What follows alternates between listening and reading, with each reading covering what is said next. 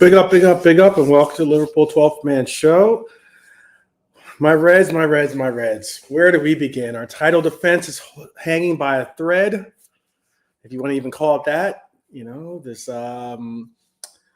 defeat that we had to entail or had to get over is still lingering somewhat.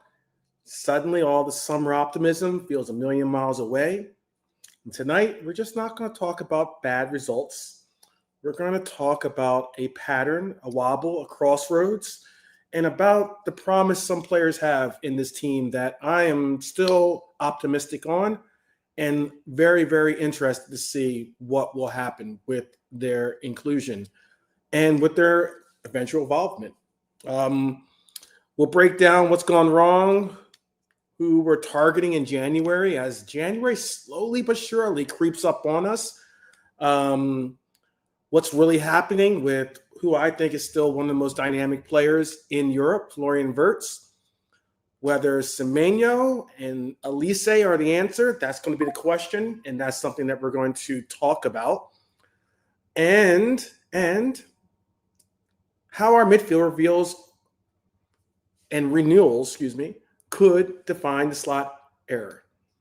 It's something I want to get into with you guys. So join me on this episode as we get into Florian Wirtz. We're going to get into a little bit about talking about some of these possible transfers. It's interesting. We continue to increase and involve ourselves in bringing technical and bringing in talented players. Always getting involved in possible structured discussions or talks about bringing in these players. And here we are once again. Ends the end part of November, coming off this last international break before we get into the meat of the season. And here we are. But Liverpool's title defense, I don't really want to say it's faltering to a point where it's non-existent or no longer possible. Big up John Conway, legend, of course, OG. Big up to you, John. But I would like to say that it's very interesting what is going on with our pursuits of these players. We've dropped 80-some million for Hugo. We've dropped another 100 million, for over 100 million for Florian Wirtz. We've dropped over 100 million for Isak, and you add up quickly, that's close to 300 million pounds that we spent on just 3 players.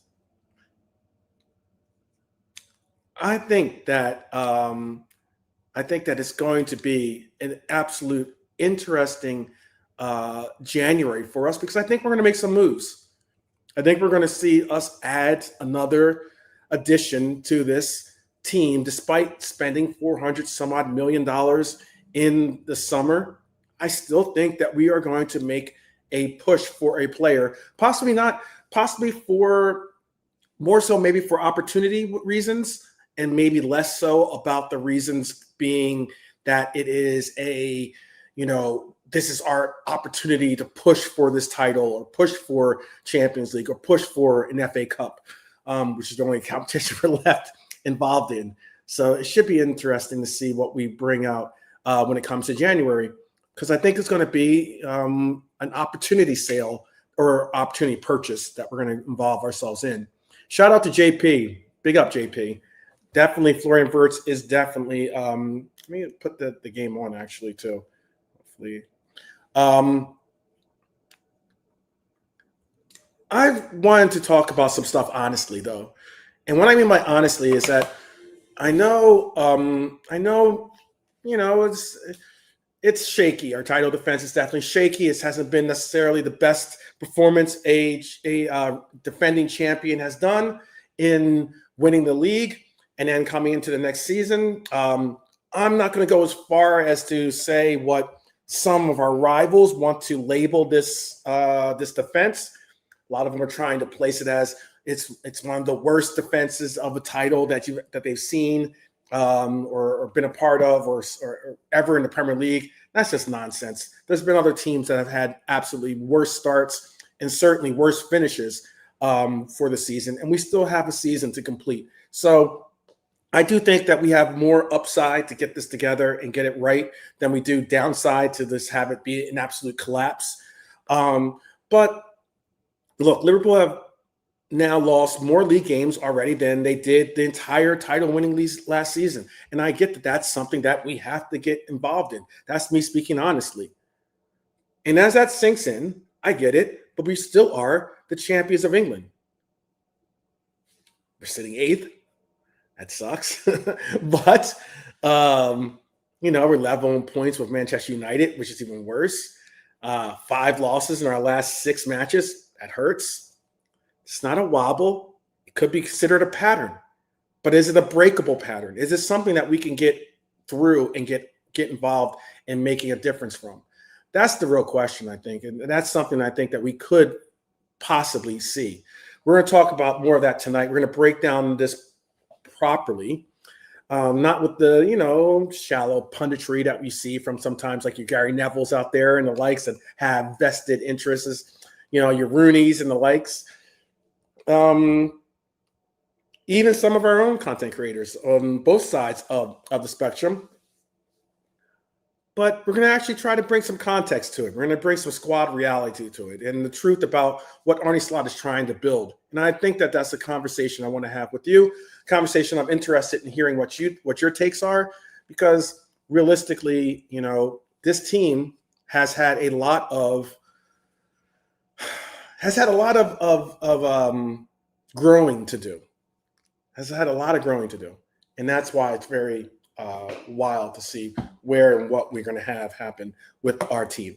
Because let's not pretend the club didn't invest, because we did. Like I spoke earlier, over $100 million for Isak, $116 million for Florian Wirtz, Hugo Ekitike. We spent heavily for Florian for Frimpong, by the way. Big up JP too. I just put the Germany game on the screen here so I can check it out. Milos Kerkez, Leone, and again, I have big hopes for Leone. I think Leone is going to be a good player. Hopefully, he's going to have something to really build off of once he gets over his injury and gets fully healed and healthy again. And we're hoping that comes quickly. But the club convinced 2 pillars of the modern era, Mohamed Salah and Virgil van Dijk, to sign on long terms. Deals, meaning like long-term deals, meaning that the majority of their career would be Liverpool Reds. They've signed on 2-year extensions and meant something. Obviously, we couldn't keep Trent Alexander-Arnold, which would have been fantastic. I definitely would have loved to have seen Trent to sign for us, re-signed and become a staple and become a Gerrard-style legend for this club. Whether he is still or whether he's not, that's something we can discuss at another time. But that is something that we need to do, though. We need to buy, matters more than people want to admit. Those things matter more than people want to admit, I think. And you don't lose a generational right back. You're basically our eternal quarterback, if you want to call it that, for free and pretend the system won't feel it. And I think that a lot of people that are not recognizing the fact that is something that we've had to necessarily transition from, I think is the best word for it, because I know that some people have been bringing up the point about Trent. Oh, well, Trent's not a part of the team, so move on. Well, then what we need to do is figure out a way to transition from his role being a center point in our creation, or our release valve when it came to a lot of our control orienting towards getting our offense started and the likes. And it makes a big difference because, I will admit, even with all this investment, Liverpool still have been pretty shaky this season. I've been hearing constant clamors about, oh, well, this team needs to gel. This team needs time. You need time to gel. You need time to gel. Those things are well and taken with I'm going to say grain of salt, but I will admit that that is something that I'm open to admitting I understand. I'm in comprehension of it. However, the only thing that's unfortunate about that statement is this: we don't have the time for that to happen. And I think properly so, we should have taken the proper steps in recognizing that they're the core components. You don't rip out all the core components or the vital pieces that made the engine run properly, and then put in all these new talented pieces into it, and then think that it's just going to work. You gradually change this to that, and we didn't do that. And that's a big difference, I think, in why we're having some issues. Like as in the first parts of the season, absolutely, our team certainly had the ability to get over a lot of adversity, strictly from the fact that,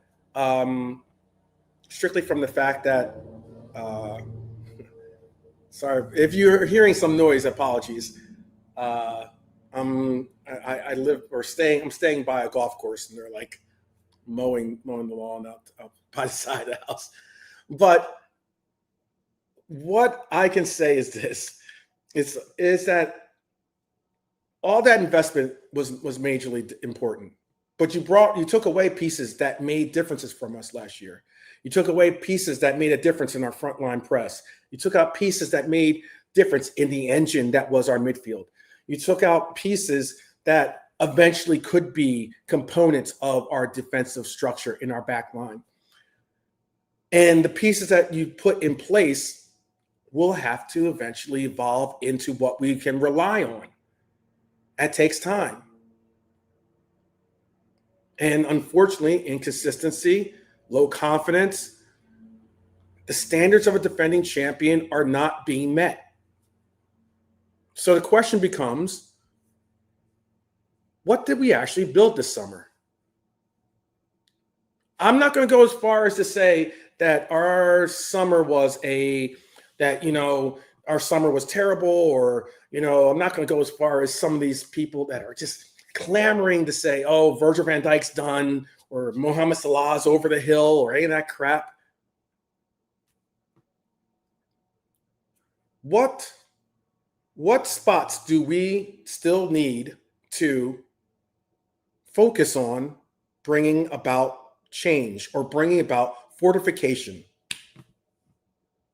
And spoiler alert, a lot of those spots that I'm talking about or asking about are apparently, from what it seems like our club's perspective are the wingers. Now, I'm a big fan of Cody, Agent Cody, very big fan of him. I am not in the same camp as a lot of people that are very critical of the player simply because his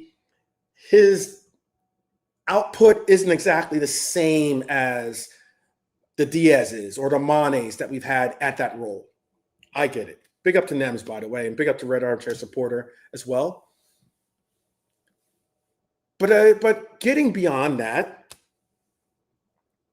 I still think that Cody Gakpo brings, I say Hakpo because that's how you pronounce it in Dutch, but Cody Gakpo is still a phenomenal player on the left side. I think he gets undervalued and underappreciated as a left wing.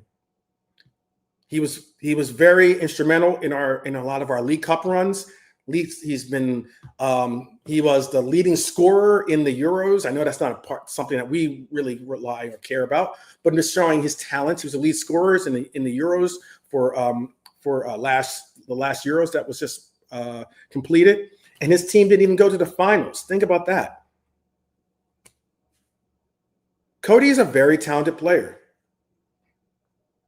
And I think that the one thing that we don't necessarily focus on sometimes is that Cody does bring some good qualities to the team in the sense of his consistency. And I think he brings in the ability to shoot from range. And who cares about the fact that he's got the cut inside and take and dribble and take a shot type situation. I always say, you know what? It's not a bad move, or it's not something that you can't deal with until someone can stop it. It's like I used to remember they used to say Kareem Abdul-Jabbar has one move, the sky hook. Unless you can stop it, there's nothing you can do about it. But I digress. Because I want to get also about Mohamed Salah. Look, Salah is my guy. I don't know why people are trying to say what they think that he's done or over the hill or this or that. There's things going on with Salah, obviously, that we need to see and be faithful in believing that he'll reacquire that step in that confidence that we know he's immensely powerful on when he has it. But Liverpool in the January window is a familiar story. We all know as Liverpool fans, we like to go in and get players in that window. Whether it's Lucho, whether it's Cody. January is the Liverpool, I don't think it's a panic button, but it's definitely a reserve button that we hit when it seems like we want to. It's like a nitro boost in the car. Sorry, a little Fast and Furious. It's like the nitro boost. Gives Liverpool a little bit of an accelerator to possibly get into that top four, or maybe make a run for the title, or maybe it gets us. Becomes like the factor in a cup run or something like that, or maybe even a Champions League run. And according to multiple reports, the club is ready to push that button again. Now, what's very, very interesting. Oh, I love Vince Carter, by the way. Big up Vince Carter. Yeah. Love Vince Carter was there. He's incredible. Dunk master for sure. But what I wanted to get at is the pressing the button that I'm talking about is interesting, that we're pressing the button on wingers. I think the majority of us probably say that our main interest or our main focus should be on DMs or center halves. Not even maybe in reverse order.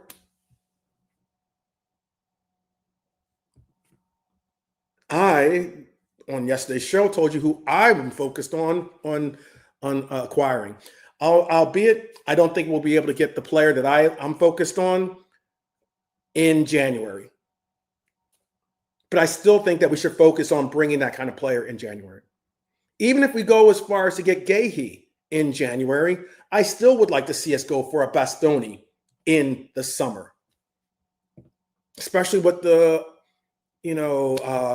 uncertainty behind Ibu's contract and situation. And even if we did keep Ibu, I would still like to refortify our center half positions. There's talk about possibly going for a Baleba or a Wharton. Another good move. I don't think either of those players will come to the team in January, but it's still a good trajectory that we're on. But according to multiple reports, like I said, this club is wanting to go into the January market and prioritize wingers. You ask yourself why? I'm asking myself why. Is it because Arsenal are trying to run away with the league? Is it because City are still becoming City all over again? Is it because we cannot allow this title defense to collapse by Christmas? And this team is recognizing the fact that we need some extra firepower? I'm going to bring out the names that are being thrown out there.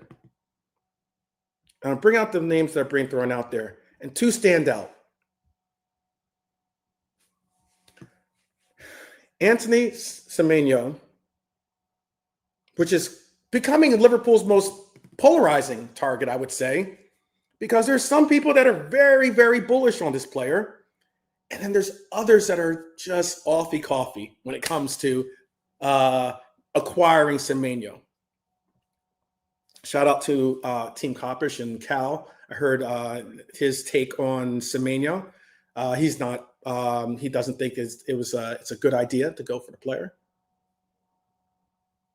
And I'll break this down properly. Semenyo has been absolutely electric for Bournemouth. We saw it up close when we played against them. He has 6 goals, 3 assists this season. 2 of those goals, I think, against us, right? He's strong. He's direct. He's explosive. He is a pressing monster when it comes to that front line pressure that he places on teams because he has such good recovery ability, but because his pace, he's allowed to be able to, really apply pressure quickly. He's versatile. He can play on the right side. He can play on the left side. He can play central if you want him. Slot loves pace. Slot loves intensity, or at least I think he does. In Bournemouth, for just, they bought this player for just £10.5 million in 2023. Richard Hughes was the sporting director that purchased the player to bring in to Bournemouth for £10.5 million. He's still a massive admirer of the player.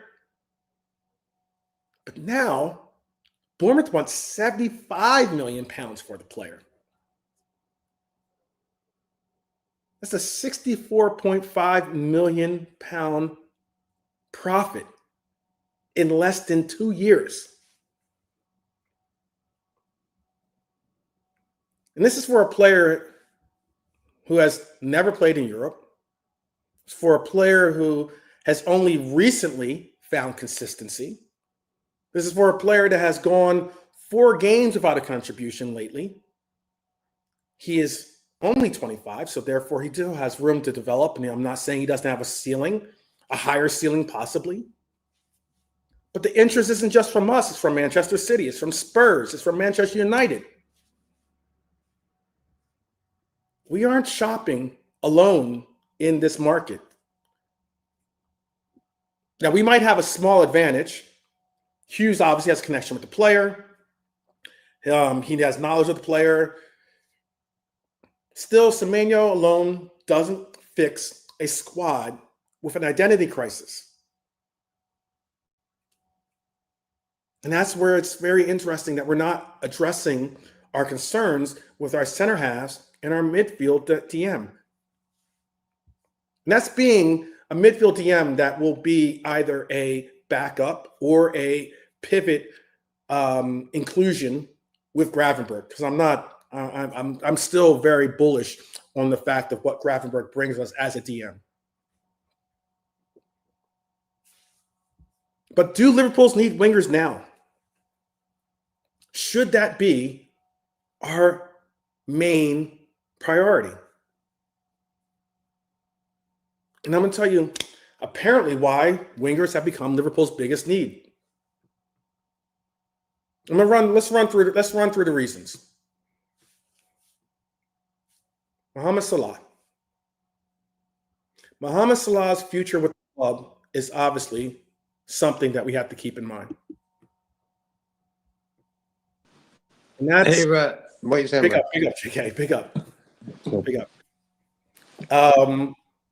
We're just getting into a little bit about where we're at with this team and what's going on with a lot of what we're doing. Came in just in time to join the conversation. I'm talking about. I'm going to ask you. I'm going to give reasons why we possibly do need wingers, or why it is something that we should focus on, but not be our main focus, or not our top priority focus. I don't know. Is the fact that we're going for wingers concern you? Not really, bro. Because like for me, what are wingers? Really, there should be chance creators, and for me, the guys you give the ball to get back into shape, because they can hold on to the ball for a bit longer than a normal footballer. You know what I mean? wingers are designed like that to keep hold of the ball and run with it, and so the system gets back into shape. And we've been lacking that all season, bro. Diaz brought that to the table when he was with us. He had the ball like 5 seconds, no problem. And we'll be back in shape straight away. So we've been lacking that this season big time in the away games, especially because we lost nearly a lot of our away games, you know? Yeah. So a winger is important, bro. But for me, it's the order of which position you want to fix first. Like for me, we've got so many new players in. I'm not really worried about new signings. We definitely need a centre-back. That's one thing. So that's like for me, a centre-back. A DM is for me the next on the list. And then a winger. Then a winger, yeah. Okay. Let me see if I'll big up Cedric, Bonkers, Red Armchair as well, Nems. Everyone in the chat, yeah. Big up. The thing is, the way our wingers are playing right now, you've got Salah one side, Gapco the other, and what they're doing is they're not looking on the creative side of the game. They're looking at the I want to get goals side of the game. They've always done that. Salah can create. Look at last season, smashed it with assists. We need him to do that more this season because his goals ain't really clicking. He's got better in the last few weeks, don't get me wrong. But I just feel our wingers aren't really designed to feed the number 9. Okay. So that seems to be the major problem. For me, Gapco and Salah can make goals for others. They can do it, but they just need to do it a bit more now because of the way we're playing and the way we're sort of set up. Wirtz, another guy who can add to his assists in the Premier League for sure. Bless up Nalante. So there's a lot of things that can happen with this team. I'm really excited. I'm not sure if Slot is that guy to get the magic out of these guys. That's the main thing. That's the main thing. Yeah. Slot should be happy there, sitting at home, thinking, you know what, I've got a top-notch squad there. Maybe he's lacking 1 or 2, don't get me wrong, but come on, man. You've got a choice of who to play. You've got Gapco, Ekatike, Isaac, Wirtz, Salah. You know what I mean? There's a lot of Chiesa even. Teams would love to have that setup up top. You know what I mean, bro?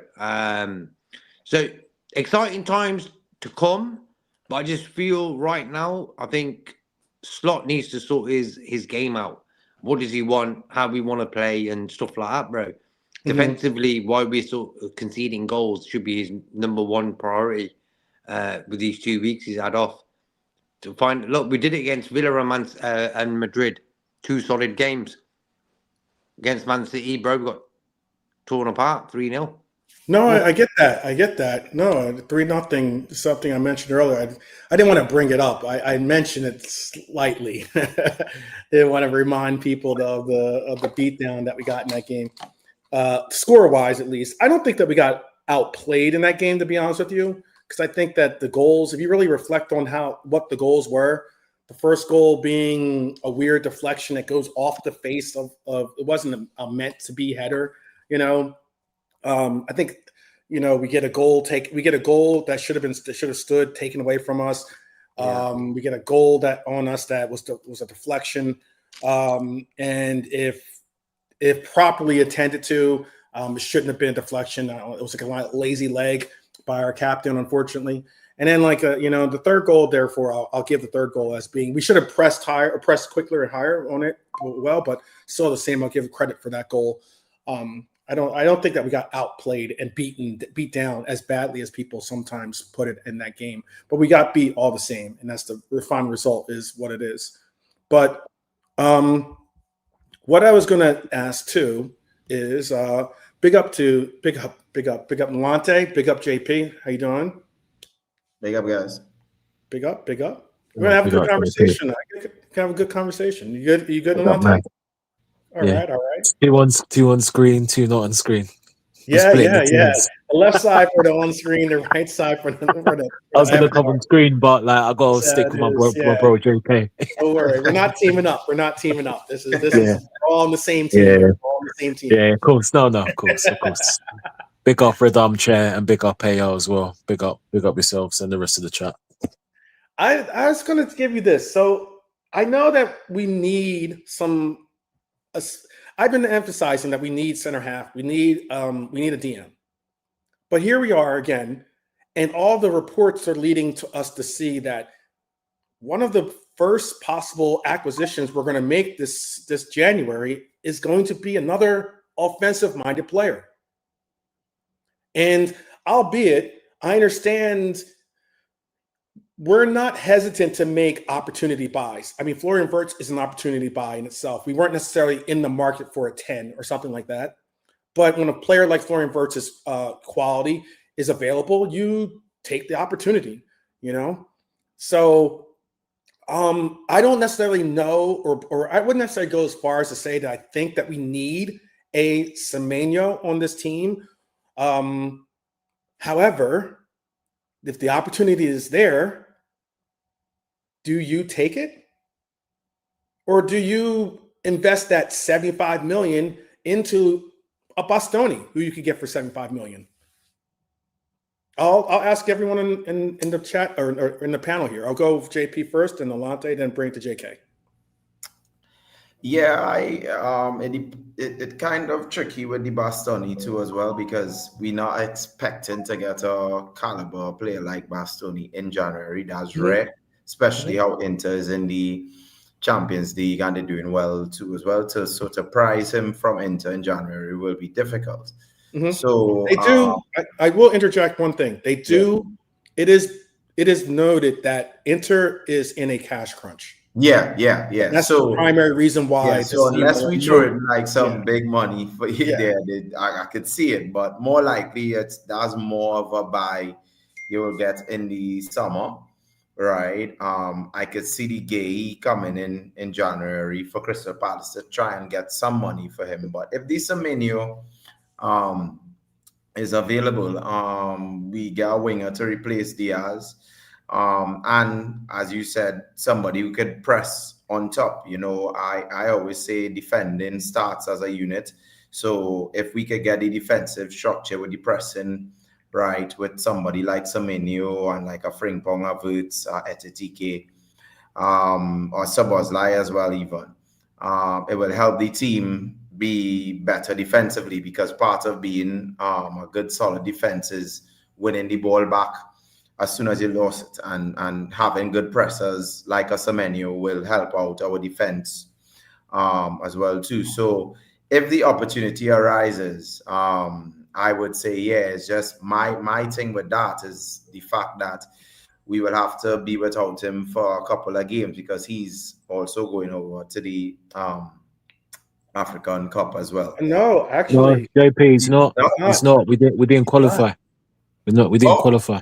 He didn't qualify. Yeah. That was one of my points. I had taken away some of my points. Oh, sorry. I had some points here. I didn't read the script. Full talk about script. He's like, God damn it, JP. Yes, I hear Trinidad and Tobago and my sorrows, we didn't qualify for the World Cup too. So, you know, I kind of, you know, but all right, well, if that's, but then it's a good buy, good replacement for Salah too. So if the opportunity arises, it is something that we could, I don't have a problem with it at all. Okay. Bless up, JP. Yeah, big object. How about for you and Alante? Is Semenyo the move? No. And I'm saying that as a Ghanaian. I think we can. I just think we have enough firepower. It's just that Chiesa and Rio is just not being used. That's the thing. Because and I'm be real, like I said, he's a quality player, but he hasn't done it enough yet. For 65 mil, I don't think he's worth 65 mil, if I'm honest, a little bit less. I just think, he needs more. He's good, but he needs more. And I just don't think it should be a priority. It's either we should just wait. We can, again, Chiesa's not getting used and Rio's not getting used. This is it. I think we've got enough to cover 5. And then if you want, you can play Sobo, right mid, etc. for certain things, or again, the whole Frimpong thing. So he's not a need. If we're going to buy him, either we buy him in the summer or we don't buy him at all. So for me, nah. And I'm a Ghanaian and he's a quality player, but it's just not a need. We shouldn't. You need if we've got money to spend, just get the centre back. That can wait. But again, we have a manager who doesn't use the other two. Rio, I understand to the extent, but Chiesa, he's not used. So that's Okay. my main concern. Okay. How about I do have some. I have some positives and I have some pros and cons for both. But I'm gonna let JK give his stance before, and then I'll see if my pros and cons sways anyone to think differently. Go ahead, JK. What is your thoughts?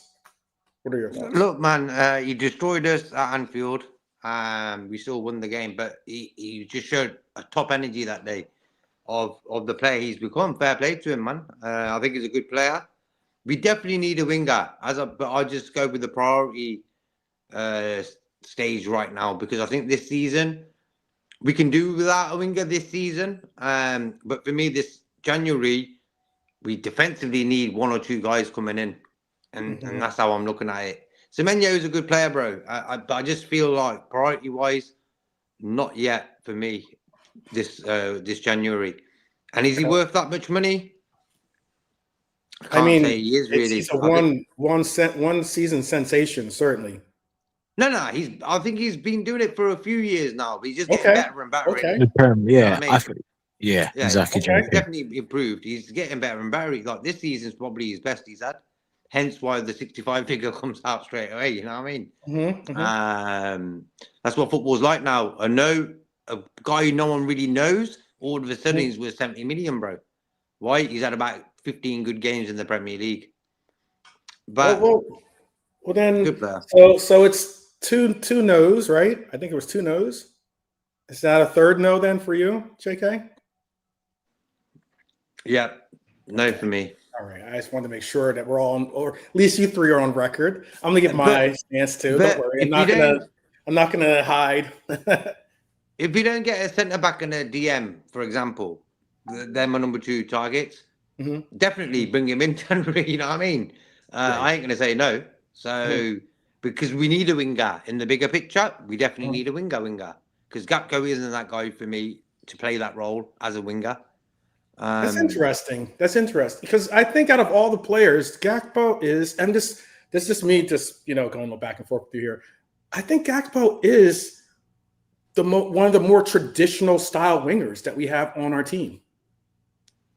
He is someone that you can put out on the left, and he'll be more of that more traditional, idealistic, I guess you could say, version of what you would think of as a winger. That's just my opinion, you know. And I think that some of the things he brings are somewhat undervalued, but I get you too. Everyone has their own cup of tea. But all right, let me give you this then. I didn't mean to leave JK speechless. Let me give you this. I'm going to give you the reasons, and then I'm going to give you pros and cons. Right? One of the pros is in replacing is the replacement of Mohamed Salah. We're eventually going to have to deal with this question one way or another. Semenyo can play left, he can play middle, he can play right.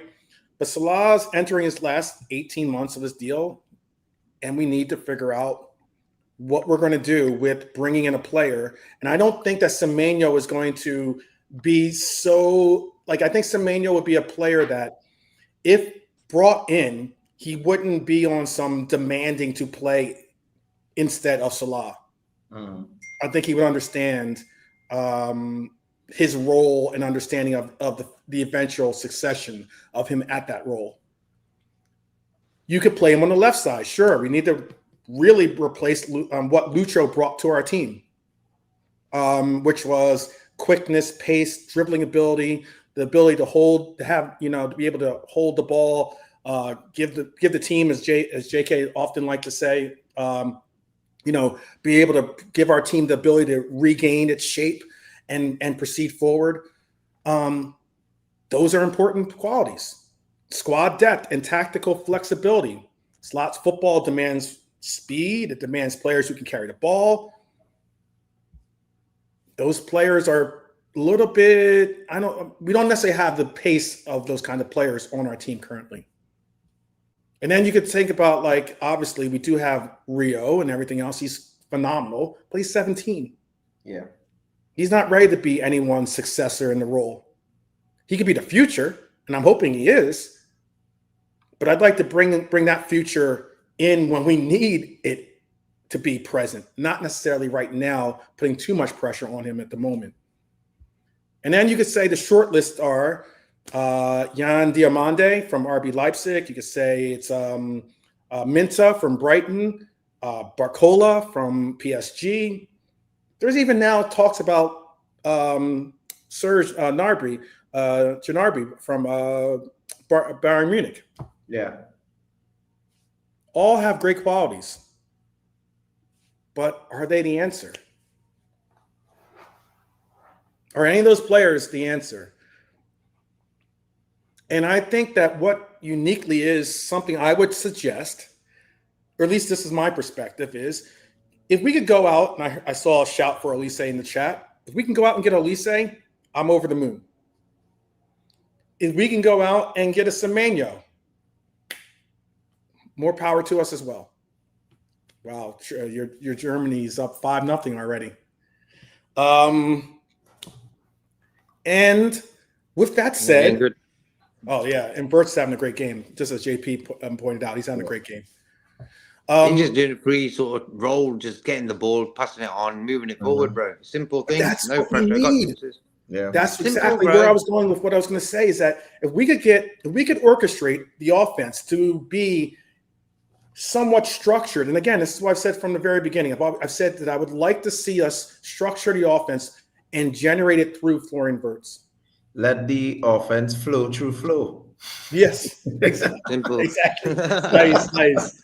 Yeah, it's nice. You got to coin that. Yeah, but clip it here on the stream. Like There flow you through flow.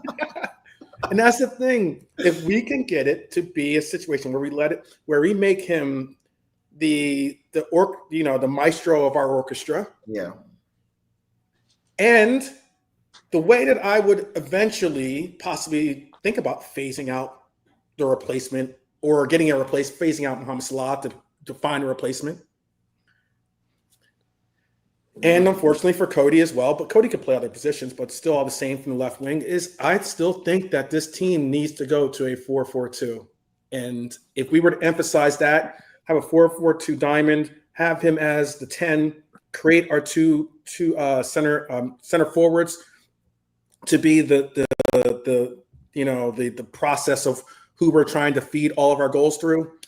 I would personally go into the summer for an Alvarez or something like that, to be honest with you, to have one more dynamic player that we could rotate into that front center forward position.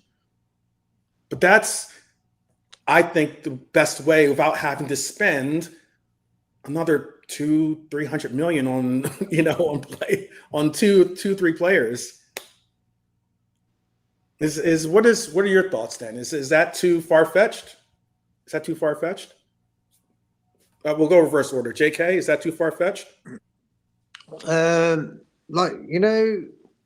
Imagine all of us were professional footballers and we were good. We had an all right career, won a couple of FA Cups and stuff. And then you got Mo Salah, with all the stats he's got, the quality, all the records he's broken over the last few years. And then all of a sudden you got loads of Liverpool fans really having a go at him, bro. I'm thinking, what God in hell chance have we just got to get any credit for our football quality in this world, bro?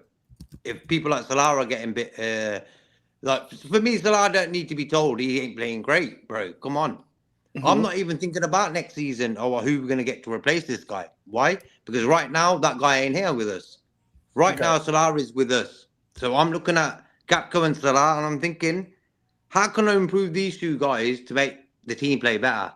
I don't care about Semenyo. I don't care about Olise right now, because I've heard Olise's name so much in the last, as soon as the season started, bro. This guy plays for Bayern Munich, bro. You know what I mean? And he's going to play for Bayern Munich for the next season as well. It's a joke. And it really pisses me off in the way football fans are right now. We've just spent nearly 300 million. I don't know how much we spent this summer. First time in a million years. And I was thinking, whoa, good times now. We could pick so many good formations with these players. And what's happened is we've just defensively crumbled. So the manager needs to sort that out. But for me, next season is next season. Right now, Salah is our player. And he'll be playing probably against Forest on Saturday. Yeah. And he'll probably get a goal as well. Okay. So I'm just looking at Salah and thinking, how are we going to get this guy to be more of a team player?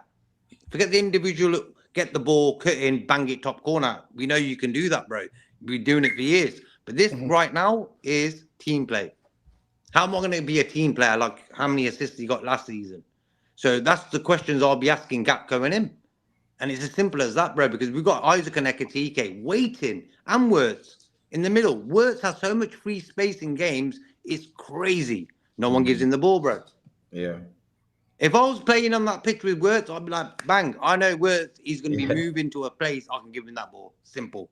That's how I used to play football, bro. I could pass balls, no problem. If I see a guy free, bang, he's getting that ball. And I just don't understand why our players can't see that. Yeah. Because for me, Salah and Wirtz should be the two guys who got the ball the most. Kanate's had the ball the most this season, bro. Kanate and Virgil. I think that's for a reason, though. I know that we've had this conversation. I know that I know there's some content creators out there that have been very quick to defend Kanate's passing range. They bring up his passing percentage that he has, which is a high percentage, by the way, in a good number of games. But the passes that he's making aren't necessarily high. They're not necessarily what's the word I'm looking for? He's not really trying to test the boundaries with his passing, put it that way. He's made some good passes, by the way, though. He has made some good ones, and occasionally he has made a great decision by making a diagonal or a through ball or something like that. But that's very in between. A lot of his passes are simple passes, sideways passes and, east and west style passes and the likes. And I think there's a reason. There has to be, as much as a lot of those creators are trying to protect Konate, I think that you have to acknowledge the fact of, well, then tell me why are teams focusing on letting him be the focal point of that pressure? Yeah. Why is that the case? And again, this is going out to a lot of those content creators that have been, I'm trying to be in the habit of not calling out names per se, but like for some of those content creators, like why is it that we've seen a trend, not only by the big teams, but by even teams that are mid-level, if not lower-level teams? Why is it that we are seeing them focus on allowing one particular player to be the focal point and allowing to have the ball and then pressing that particular player to try to get a mistake from him? Yeah. I would love to hear that answer, because I hear he has 98%, or not 98%, but he's 90% for his passing, or he's this, and I'm like, fantastic. So he's looking for a pass to Connor or a pass to Virgil. That's the reason why he's got a great percentage. I would like to understand why is that case. I mean, just everyone on the panel, does the panel have do they want to? I'm not saying that you have to be his defender, but I'm asking. No, I agree with you, because to me, watching Liverpool for a while now, Konate, he's a professional footballer, so he can pass the ball. I've seen Konate pass the ball and gotten assists for Diaz and a lot of players before. However, I wouldn't say in the back four that we have right now, right? I would say he's the weakest passer if we include Robertson, Van Dijk, Bradley, Kirkes has, if you want the crossing, Kirkes has the crossing if he gets a chance to. But I agree with all the points you said there, because a team wouldn't let a person who has a great range of passing have the ball. They would close them down. When Gerrard was playing, Alonso was playing, teams will make sure you have somebody on him, because if he gets a pass off, it could be curtains for us.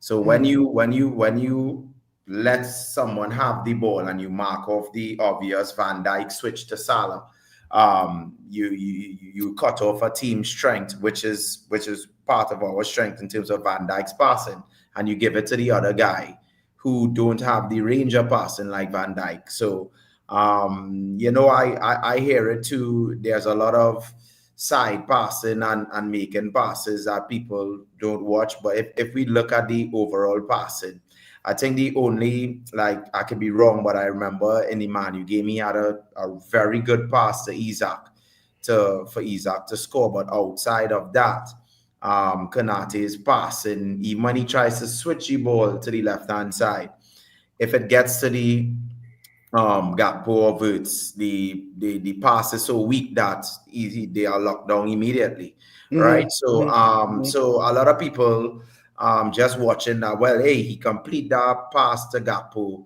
but the pass supposed to be, when you make the pass, we have some sort of opportunity to capitalize on the pass and not just make a lofted pass and we have no thing to do, right? And that's how the percentage could rise, because you make the completed pass, but we didn't do it now effective and quick as a Van Dijk making that pass. So I just wanted to add that there to kind of think, because I agree with that point, and it kind of baffles me sometimes when people see teams, when people see actual coaches with badges making tactical decisions to let somebody has the ball and and then you come in on the street and then you say, well, I'm not saying I'm fair. I'm not saying I cannot take a pass. I've seen the true ball to Isaac. I preface by saying I've seen him got assists for Diaz, for Nunes, these players. However, there's a reason why these guys targeting and letting them have the ball. So yeah, absolutely, yeah. And I'll let big up to Lee too, joining us. Big up, Lee. How are you? Even nice. Yeah, big up, Lee. I could go even further to say, look, there's a reason why he was subbed out of that Chelsea game, and we saw Gravenberch be put in that right center half. It was because of the passing. And then necessarily not because of the completions of the passes, but because of what JP just spoke on, because of the fluency that comes with the pass, the actual ability to take a pass and be able to turn and create something, or passing it into the right position so the player can run onto the ball. Those kinds of passes are important. Oh wow, 6-0, by the way. Yeah. Germany making a short work of this game, 70th minute. But it's about really creating those things. And this is why, too, maybe Lee, and then I'll let Nalante even call on this one, so I'm sure he would love to talk about his homeboy, Joey G. This is why I would like to see Joey G be given the opportunity to see what versatility he brings into the mix, rather than have Ibu there. You could bring Ibu in for defensive, if we want to, lock down our defensive-minded situations at the end of the games or something like that. But for right now, if the versatility of our passing is important from our center halves, putting a player like a Gomez would make a real difference. This is my opinion. Do you agree with that, Lee, or do you have another solution? Putting you on the hot seat early, I know. It's a tough one. Joe is quite comfortable on the ball, like from playing fullback a lot as well, like and getting forwards like wide.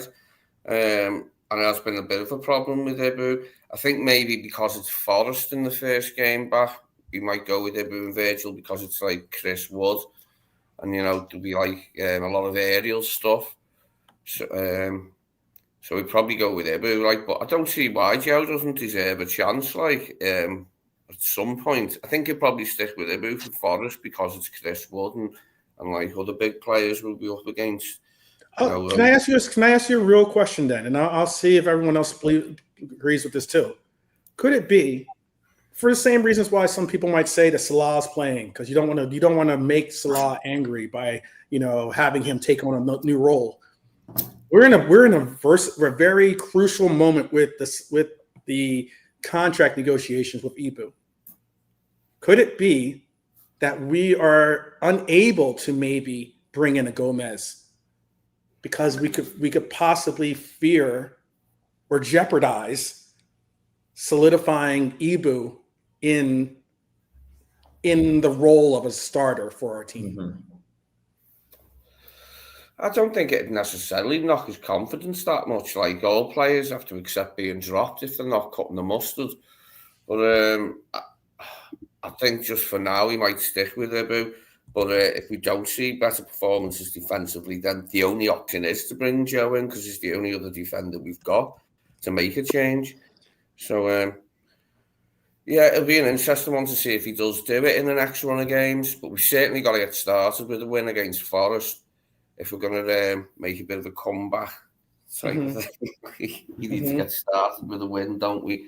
And we can try and get one against PSV. But yeah, it'll be interesting to see. Anyway, I don't know what the answer is here. But I think we should end up seeing Gomez at some point. Especially if we don't improve. I'm expecting us to improve defensively. Even if we don't, he's got to come in, hasn't he? Yeah. I think the way we improve defensively is we recertify that front press. And it's always been, if we talk about identity, our front line and the press that we bring from our front line, I think, has been a major component of our identity. And this season, we have none of it really on display. I'm not saying that Cody can't press. I'm not saying that even Salah can't press. I'm not saying even, Isak or Ekitike can't press. But what I am saying is that they're not doing it to the levels that we're used to. How about that? And I think that's a major component. And that's the reason why our midfield's been suspect. I think it's like a domino effect. I think it's a real domino effect. If our front line doesn't provide the pressure and they're able to, surpass, have time to pinpoint passes and get it from that back line comfortably to players, do things that we're emphasizing we need to see from like the Konates and the likes, if they're able to get off passes to players in their midfield, it's a different story. We're playing catch up, I think.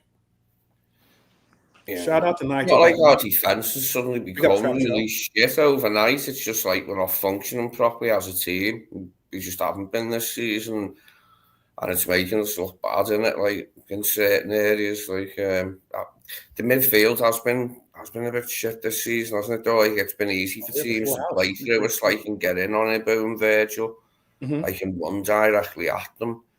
We've looked really shabby at times. Okay. We'll change on it. Let's do it like this here. Let's get we got a full house here, so I'll get in some questions for everyone so everyone stays involved. Shout out to Fozzie. Big up, LRFC in the house. Big up to you. How are you? Best of luck. All good, guys. All good. I like this little debate. I'm coming in. All right. Knocking on the door. You don't need to knock. The door's unlocked. Door's unlocked. The debate is, are we not focusing on the right thing for our team, basically, which is, should we focus on center halves, DMs? And here we are talking about wingers, What do you think, Foz? 1 minute, guys. I'll come back. Yeah. Okay. All right. Well, then I'll even bring this up then to everyone, because do we all think we still have a chance in this title defense, or do you think we're out of it? That's a tough question. I know you don't want to necessarily. I know nobody wants to be clipped up on that one. But it's tough because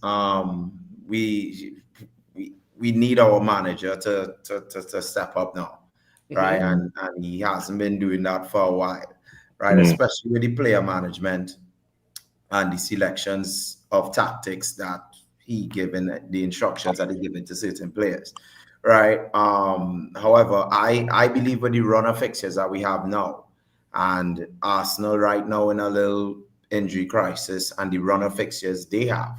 So Arsenal has Tottenham, into Bayern, into Chelsea, right? We have Nottingham Forest, into PSV, into I think is was the other game after that, Sunderland, if I'm not mistaken. So we have a good run of games coming up. I can pull up Arsenal. the list. Yeah. Yeah, and Arsenal. So just like Lee said there, one game at a time. These games with Isa coming back, look, a masterclass from Wirtz for the last two qualifiers there for Germany. TK got a goal to boost his confidence in the international break. With these type of fixtures coming up, once we keep compact, and a good thing for us too is that most of the games in Anfield too. So once we keep compact, we keep up our Anfield record. We could claw back a couple of points going into Christmas. If we go into Christmas and January 2 points or 4 points behind Arsenal, why can't we be in a title race? Right? It's just 4 points is nothing in January, right?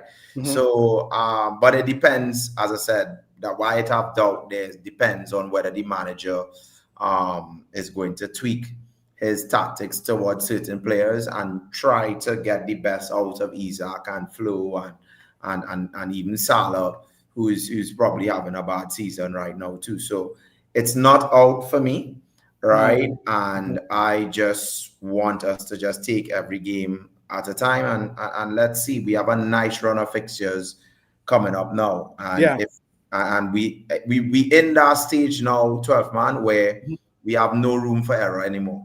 Right, so we have to kind of basically go perfect or almost perfect just to stay behind Arsenal and see how we do in January, just to be a couple of points behind. Okay.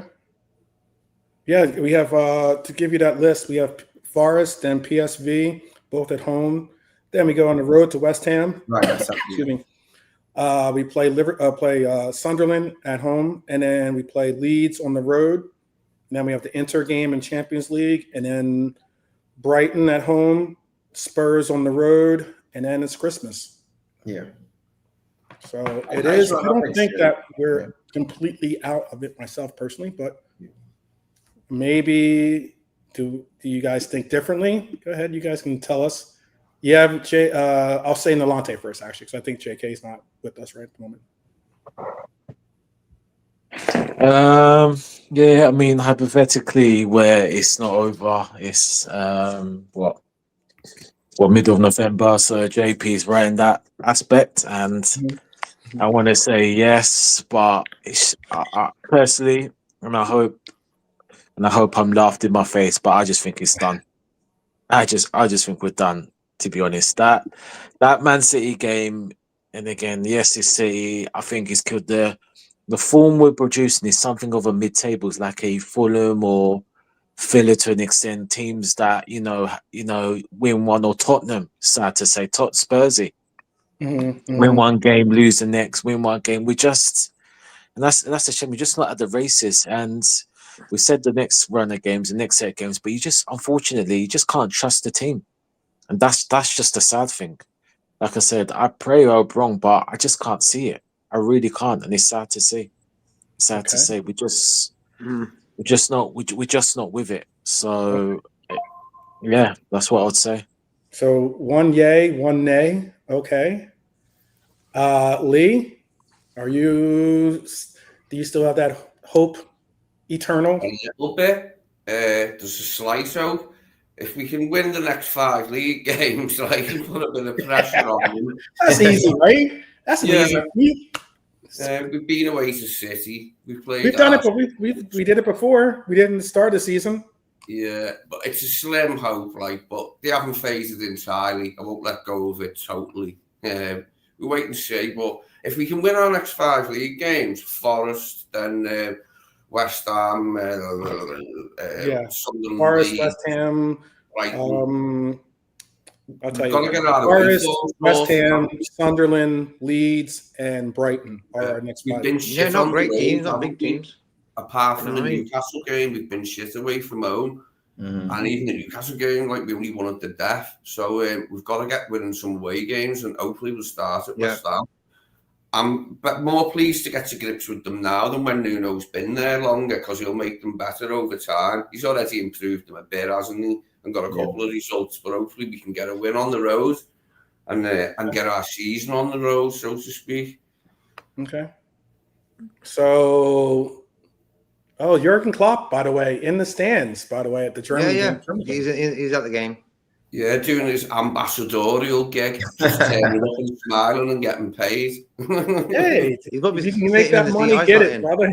Go get it. Go get it. Definitely. Yeah, I've been to that stadium. That's than being a manager. Yeah, lot less pressure for sure. All right. Well, then that's 2 yays now, 1 nay. Fozzie, are you a yay or a nay? You think we're in it or not? I've seen some of your some of your content has been we can still do this, and some of your content's been this coach needs to be out of here and da da da. I'll give you the opportunity to set the record straight. I'll give you the opportunity.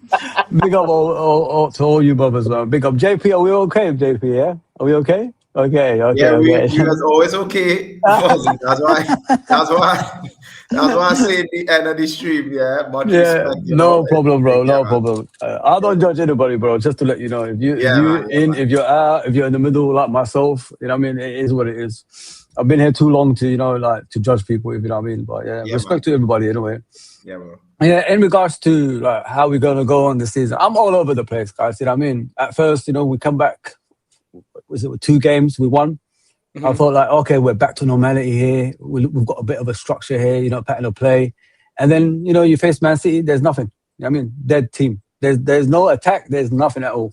So can we get back in a real world? Yes, obviously. We're the champions and we expect to get back, especially with the fixtures that we have, which are simpler than normal fixtures that we get. But the thing is, with this head coach, I don't know what you're going to get every week with him. That's why I've got these doubts with him at the moment. 1 minute he's, back to normality. Next minute he does different tactics. You know what I mean? Like, at what point of the games are you going to realize things are not working out? If you know what I mean, guys. Like I could read Liverpool's game within 10 minutes if we're going to be doing well or we're going to be doing badly. I mean, it took him 50 minutes to realize, he needs to make changes. And the best managers, they could make, the decisions within 20 minutes of the game. Oh, shit, things are not going right. We can't go more than 2 goals down. Let me, tighten it up. And then, we could do another counter-attack and try to get goals from set pieces or a counter-attack or something like that.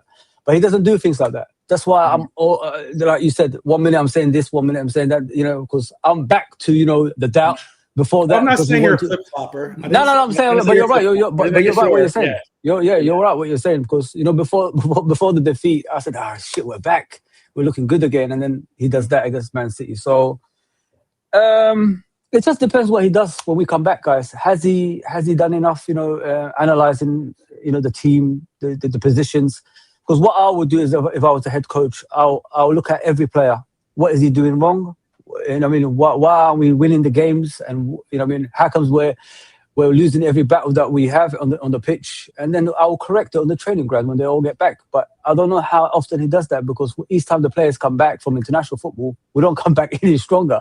We come back, weaker, and this is what I see with this guy. Am I hopeful?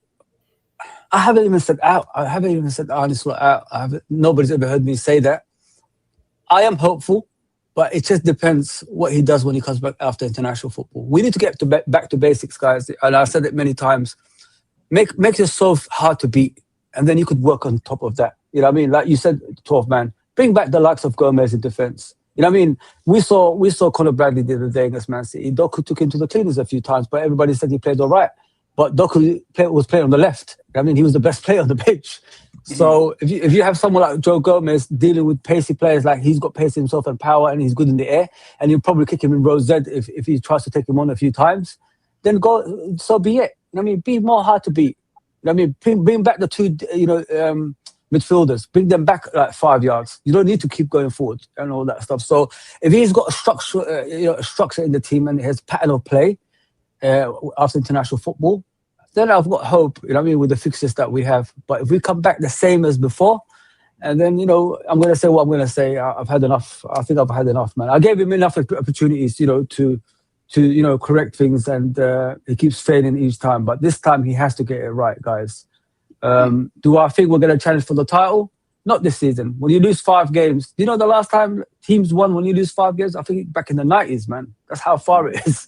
You know what I mean? I can't remember any team winning the league title when you lose 5 games. I can't remember, but which means you have to win every game from now to the end of the season. You know what I mean? And that's not going to happen. Let's be honest here. But then again, you've got nice fixtures, nine fixtures here. Make sure you at least win 8 of them. If you know what I mean. Then when we go to the Arsenal game, we can see what we could do in that game. If you know what I mean, when the pressure is on Arsenal, always fold, don't they, you guys? And especially in the second part of the season. So that can happen. You know what I mean? But yeah, I'm just worried. You know what I mean? It's tough to watch at the moment. It just depends how he comes back after international football, guys. If he comes back stronger and the team looks like hard to beat, we don't concede goals anymore, then we've got hope. Yeah, but as winning for the league title, 5 games too many, man. It's too many. Yeah, I can just add there a little bit to it, man, because after leaving like about 10 minutes, right?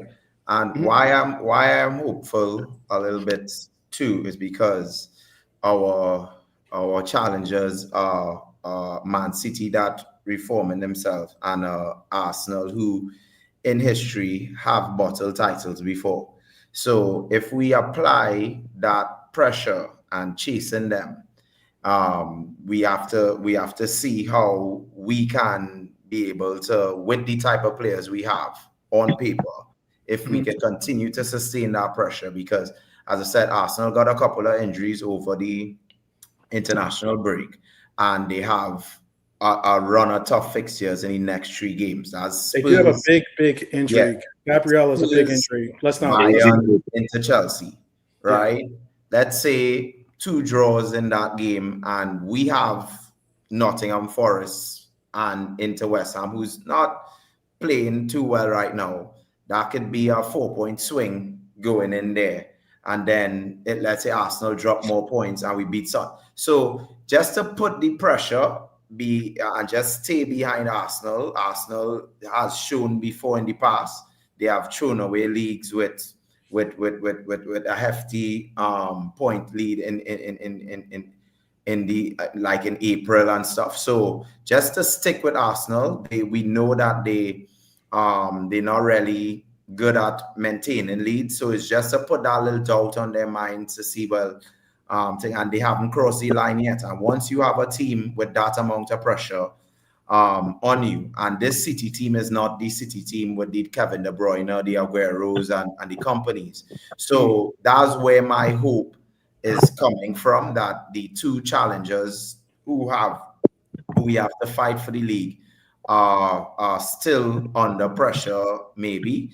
But we just have to wait and see. With the players we have, when you look at those fixtures on paper, the only games we supposed to be dropping points to in that list there is Tottenham probably and Inter in the Champions League. Outside of that, we're supposed to be getting full points in those games with the players that we have. And if we do that and other teams drop points around us, then we back in the fold for the title, in my opinion. But we just had to wait and see. As Fossey said, this manager, he kind of up and down. So that's where my trust is not in him, especially with his player management. So that's why I kind of slot out.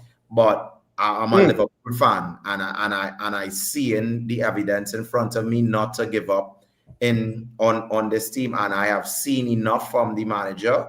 If he does it the right way, he can get performances. But if it kind of like which slot we going to get right now, and when it comes to fine margins in our league and our Champions League, we need to get the A slot rather than the slot that just not doing his performances and guessing and not managing his players properly. So I'll ask this then, with that, just to go off of that last assertion. Delonte, when it comes to coaches and what you see the team and how they work out on pitch, are you more interested in being entertained, or would you rather see a team that's entertaining, that shows the promise? It's just, but maybe not getting win after win, but still are entertaining, still are a good team. You can see that the system is put together, the team's able to work with each other, everything's working. It's just, some things just don't go our way. Or are you more interested in a team which is what we've seen lately, which is a team that just doesn't seem to be on the same page with each other? But, maybe in the beginning of the season, we'll talk about that results. We're getting wins, but there's really no. It's an ugly game. It's an ugly version of football for you.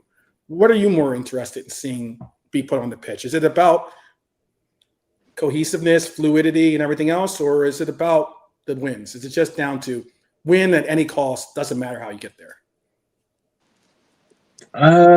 No, not really. I mean, again, it's a mix of both, but sometimes you can't everything. Look, at the end of the day, we are, we're not Bournemouth, we're not Leicester, we're Liverpool FC Football Club. So, the name of the game is to win trophies, you know what I mean? And of course, you don't want to win boring and one, but listen, at the end of the day, if we win the big teams 1-0 all the time, then and any of us gonna moan? No, we'll be celebrating. Like last season, I hear a lot of people saying, "Oh, the football was boring," and yeah, it might not be a cup of tea, but if you're telling me that football was boring, boy, I don't know what you've been watching, because I watch Roy Hodgson, I watch worse football teams. Yeah, it wasn't a Klopp team, but if that is boring, boy, I don't know what some people are watching football, because I've seen, if that is boring to me, then I don't know. I'm going crazy, because I've seen Roy Hodgson sometimes under Brendan, as attacking as he is. I've seen worse boring teams than that. Believe me, if that was boring last season, it's just a more controlled way.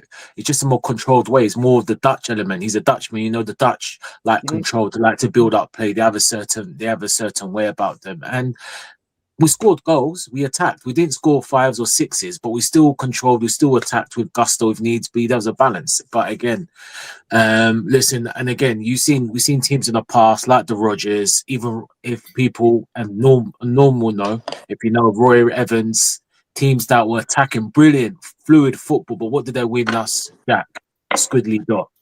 At the end of the day, this great football club is about winning trophies. Now, yes, you don't want to be boring, but if they have a more controlled way, then that's fine. Because I'm about the trophies, because we've done got enough suffering. You know what I mean? Yeah, I get what you're saying. With that, then I'll ask Lee, because Lee's watched the games as well as everyone on the panel, but Lee is a patron of Liverpool. Would it be more to our benefit, considering the direction of the league? Would it be more of our benefit to just say, okay, let's stop getting all these like shiny new toys and focus more on bringing the grit and the resolve and everything that we need to get those kinds of results, and focus more on being a long ball, corner kick, to go the direction that we've seen a good number of the teams in the league go? Would that be more of the solution for you, or do you really want to see him figure out a way to get this team to be the Red Galacticos, as some people were calling them earlier in the season? Yes, I do want to see him work something out where we can, just out past teams. Like, even if they are playing physically, we can just beat teams by being better and doing better moves and that. But if that's not possible, to get to that, we're going to have to put in a lot of graft, aren't we? I don't know. Everyone's going on now about the way Arsenal are doing it this season, and they look dead strong and everything, and teams look dead strong and all that, and we don't. But okay, I don't know. I do want them to work it out where we are, like a possession-based side, that we can be a bit like Klopp-esque at times, and just spring on teams, at will. It's just been hard this season because everyone's been playing so deep against us, haven't they? I mean, the Burnley game was a piss take. They were defending on the fucking penalty spot, weren't they? Yeah, that's a gamble. Yeah, that's That's the gamble a they're good. taking. Teams like that. They're thinking, get a point at home to Liverpool, job done, you know.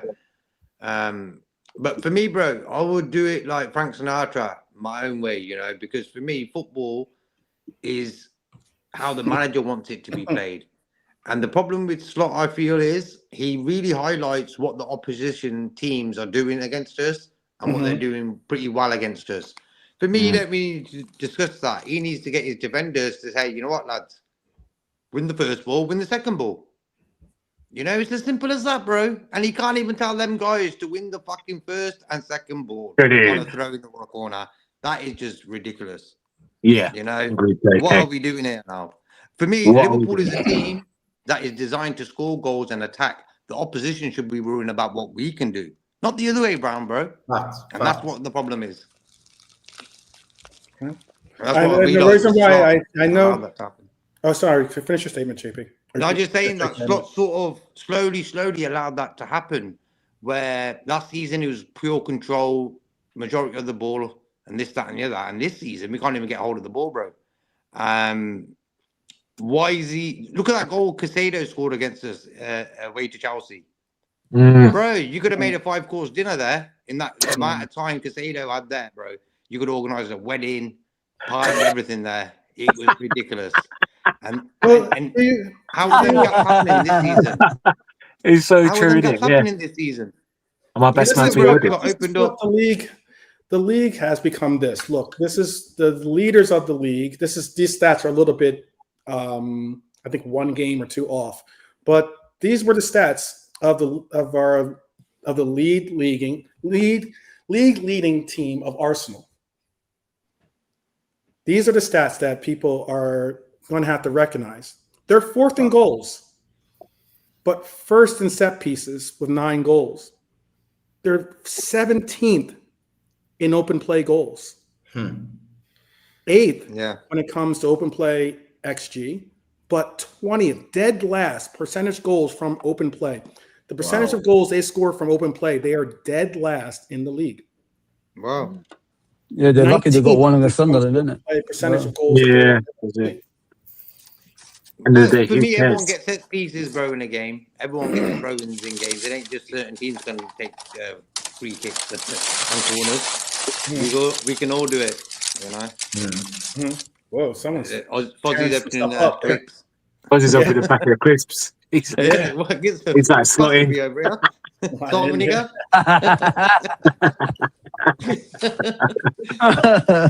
But would you feel better about our team if we were set up like an Arsenal, more so than what we have, or the direction, or what we were supposed to be set up with?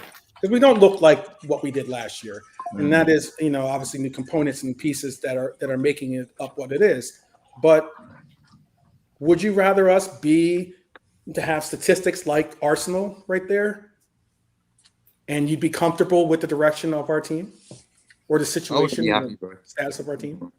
Wouldn't be happy. I wouldn't be I'd happy. be happy with their defense. Exactly. How they set them defensively. Yeah, man. Defending attack. Yeah.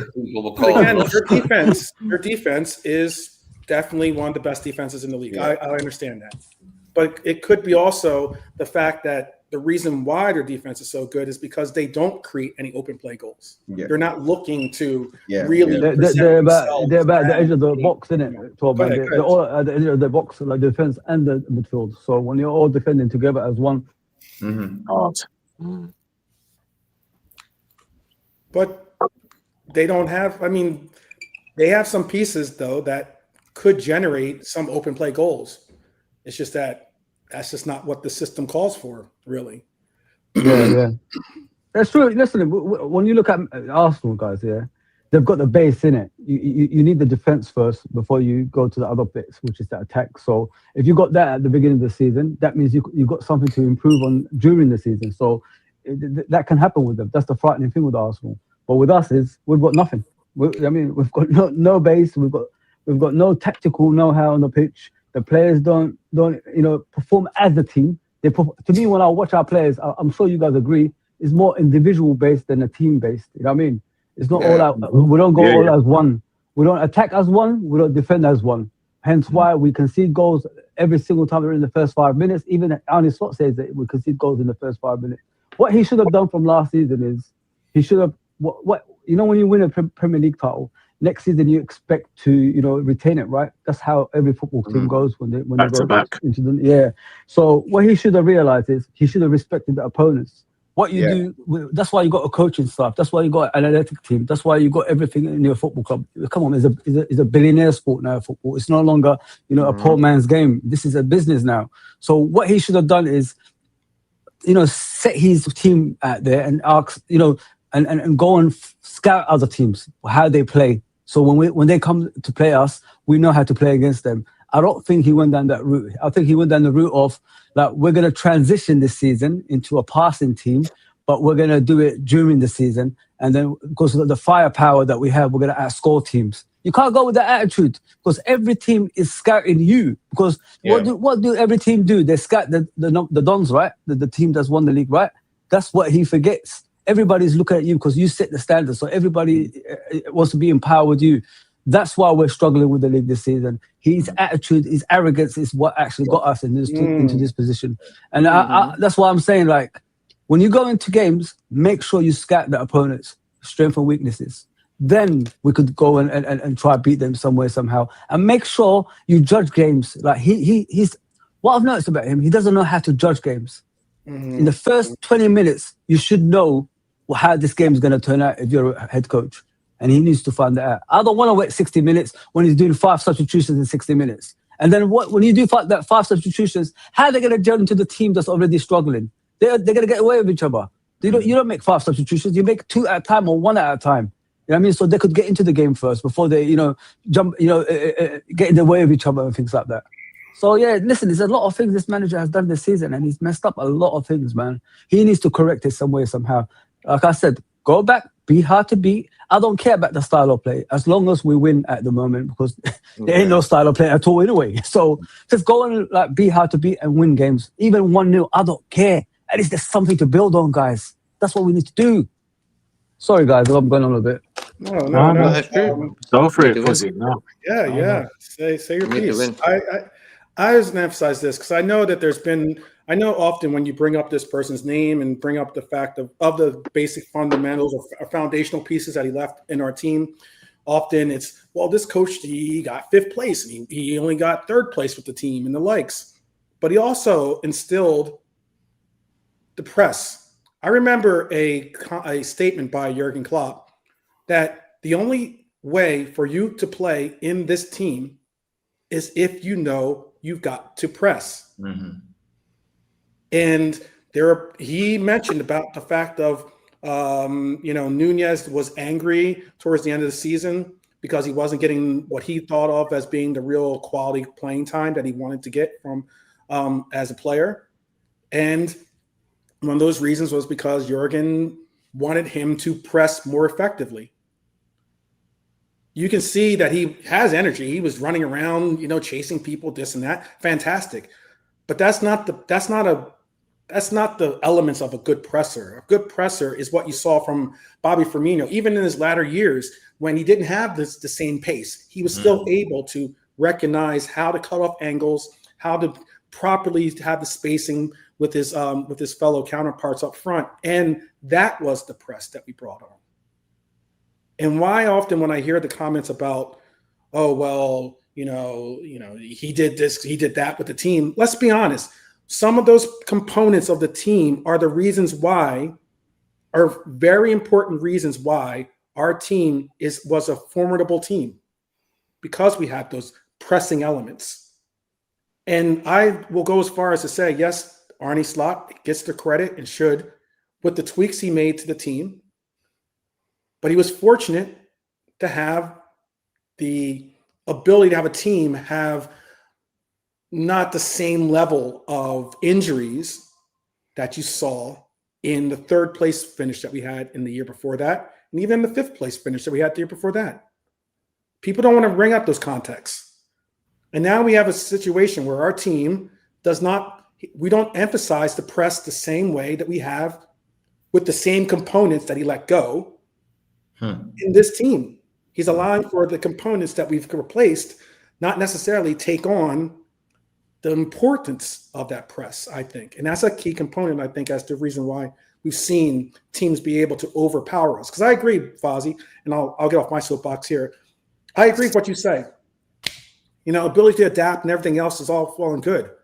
But we have such a formidable team that we shouldn't have to adapt to anyone. Yeah. Mm-hmm.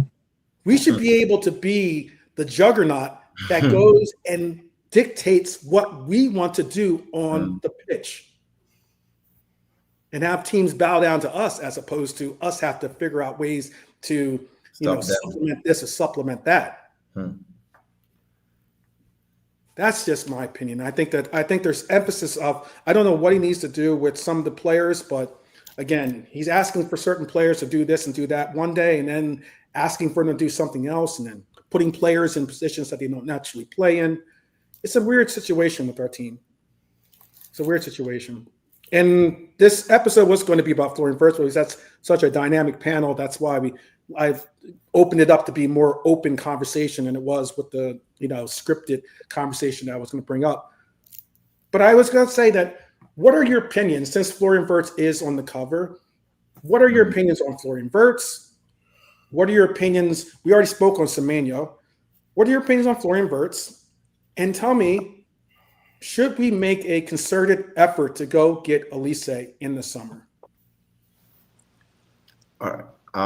Well, as I said, 12 after I just dropped the Landis. You got to go. I know. I'll let it go, right? But again, the same opinion I have with Florian Wirtz is the same with all the other players because it's a tactics issue, right? Even though Hungary lost to Ireland, Kirkes and Szoboszlai played well in that game. If you look at Gakpo, so all the guys who go on international break, they play well because they play into their strengths, right? So we have to find our way, as I said, you said coin it here, to let the play flow through flow, right? Because he is our future.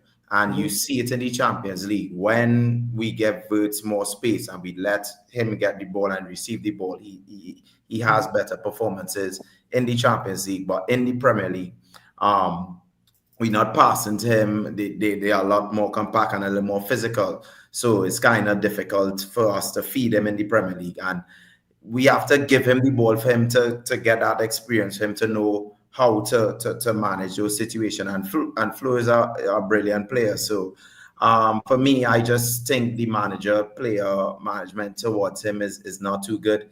There were opportunities for him to get off the mark. I was very appalled by him not playing in the Man U game at Anfield. I didn't understand it. And to me, that's where you lost a little bit of Flo's confidence, because I truly believe Flo in that game would have been able to express himself. Also, the next game too as well, Chelsea away from home. Chelsea had no really strong defenders, so their defense was weak. So that was an ideal time to let Flo play in that game and to try and open up the Chelsea defense with his creativity, because they had, I think, an 18-year-old and some stoppers out. So those were two games where I saw the manager didn't be brave enough. I thought it was Arteta in my dugout for a little bit there, right? But I just think that we need to focus on getting Flo to be the centerpiece of our attack, whether it's from the left. Whether it's from the left in the 10, and Salah has to realize now that he is the creator and facilitator of the team, and let him try to get you your GA rather than you trying to still be that big man on campus. Yeah. So again, that's my little two-piece on right. And big up the panel, guys. Thanks again for having me, and we'll talk soon. All right. Peace, man. Yeah, guys. Oh, nice one, JP. Okay, bro. Cheers, We'll talk, mate. bro. You too. Hi, So in the chat as well. You know what I was going to say. This is all right. So I have from that before you even let me ask you these two questions then, because I'll bring up the question that I brought up in the chat in our group chat as well. But I'll just go off of something that he said there about flowing through flow, and I know that some people heard me say about going to the 4-4-2, and that obviously would mean that you're probably going to have to relinquish Salah from that front line. But it doesn't necessarily mean that you have to relinquish him from that front line. You could still play Salah as one of those strikers, as we've seen him play before. He has played center forward. The way to Mo in a 4-4-2 will be left wing with his left foot, and someone right footed on the right wing, two strikers. He's like a TK. With a 4-4-2, you don't want left and right footed wingers playing on opposite wings. So you want them on their proper foot, like going for the line. Would you be open to seeing Salah play up front in one of the two? Oh no. Okay. Don't think so. All right, easy enough answer. No. Leave straight away. Nope. Like, Carl, you're doing the most. He has played there though this season. He has played in that role this season. Yeah, but he has. He has played it before. Actually, he's played it before, and he wasn't good at it. And he's played initially when he first Only played for a for while. Liverpool, we played him in the front sometimes. In that striker. Not in the first season. No, second season. Yeah, he did. Yeah, second season. Yeah. He played for a little while. Yeah, he switched up. Yeah. He didn't play for Egypt yesterday as well. He didn't play. He did. Yeah, it's not needed. He was a friendly. Yeah, friendly. Friendly, wasn't it? So he wouldn't even squad, bro. So that was good. Yeah. So maybe he was chilling with family and that. Maybe it was good for him. Yeah. I think Egypt have been more understanding of us as a club now, saying, you know what, look, at the end of the day, getting on certain friendly, they don't need to play him, which is the right thing, They need to isn't play him. it? Yeah. For 45 minutes, yeah. No Salah on the front too either. All right. People shooting down that suggestion. That's what we're here for. We're here for a discussion. I'm not taking End the stream. I know. I'm not taking any offense to it at all.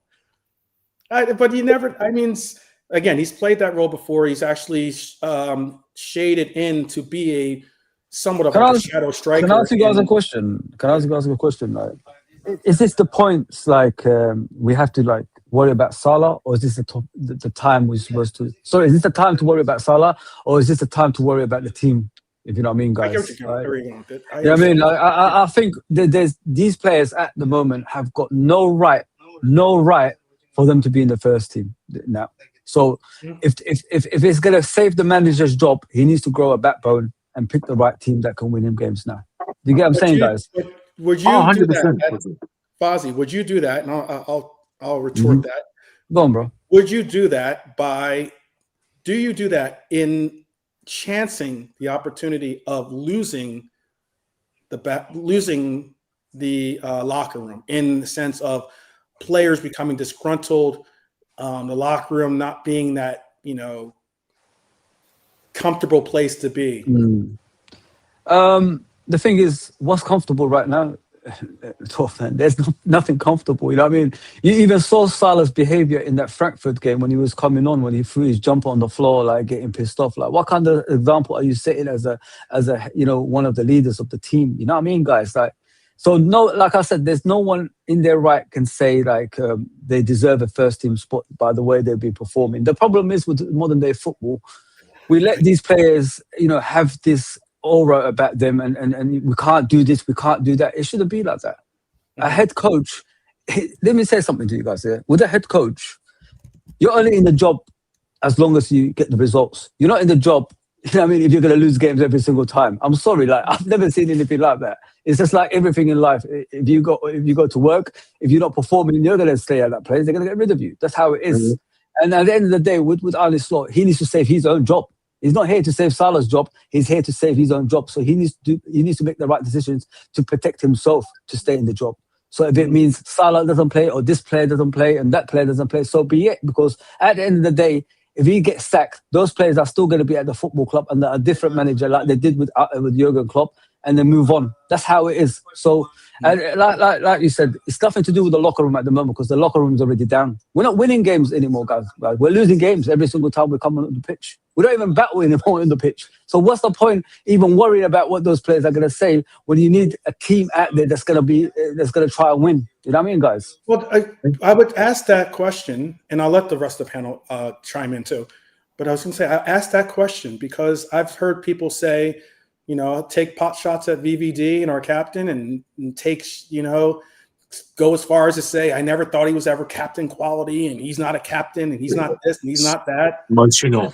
Yeah, really emotional. And it's a situation where I'm sitting there listening to it and I'm like, if we're not necessarily getting, it sounds like a concerted opinion that our coach isn't necessarily going to be the focal point or the vocal focal point of getting our team to rise above.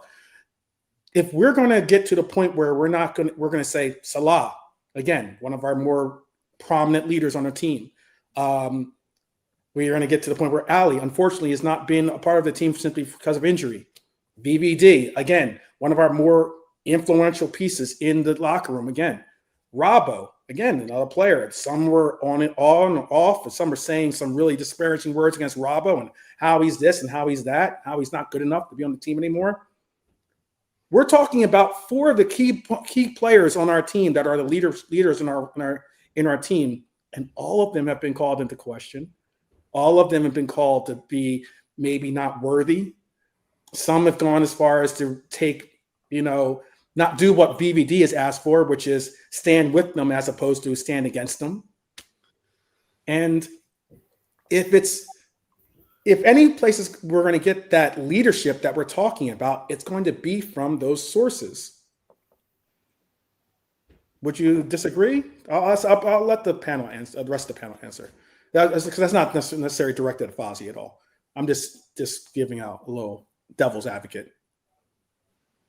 Anyone want to take a stab at that one? No. Bueller. Okay, no, I guess not. Schmuller? I guess not. Schmuller, I guess Schmuller? not.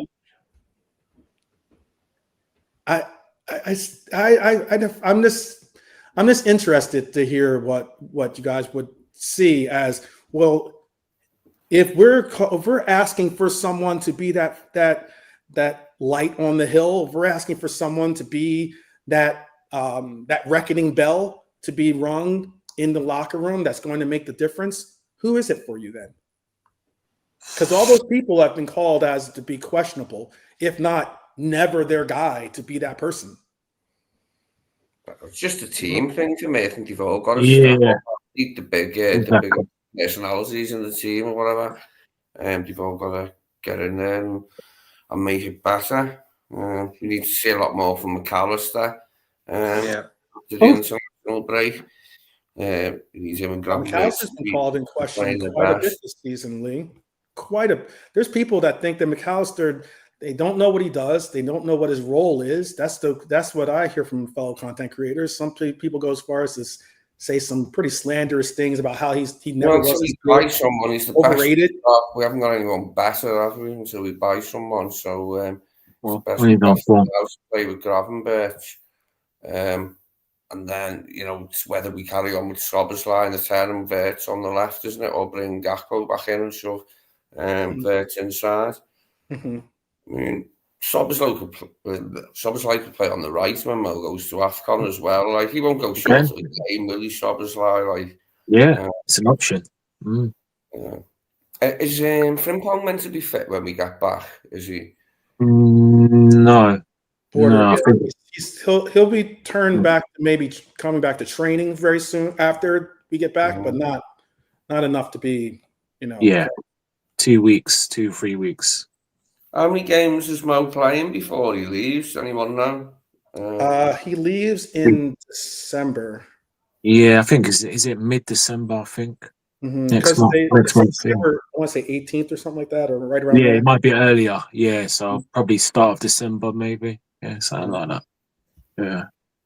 Because So, I could tell you 400,000 reasons why it's difficult to tell Mohamed Salah you're going to be holding bench.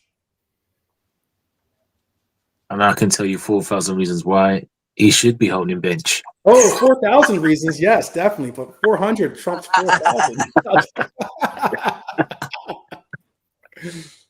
I get it. It's difficult to tell a player that's making 400K a week. Yeah, Well, you're going to be bench.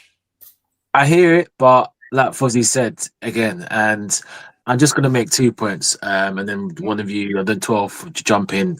One of them, I heard Rio Ferdinand again. You're right, mate. You're right, mate. You be mercs. You be mercs. You're right, mate. You're right, mate. Yeah. It's Rio. I heard Mr. Ferdinand spilt some rubbish. Him and the other Man United idiot fan channel. He was saying, "Oh, I can't believe it. You Liverpool fans are crashing out amongst Salah. Why should it be dropped? He's giving you 7, 8 good seasons worth of goals, assists." Now fans like, they can't believe the Liverpool slander.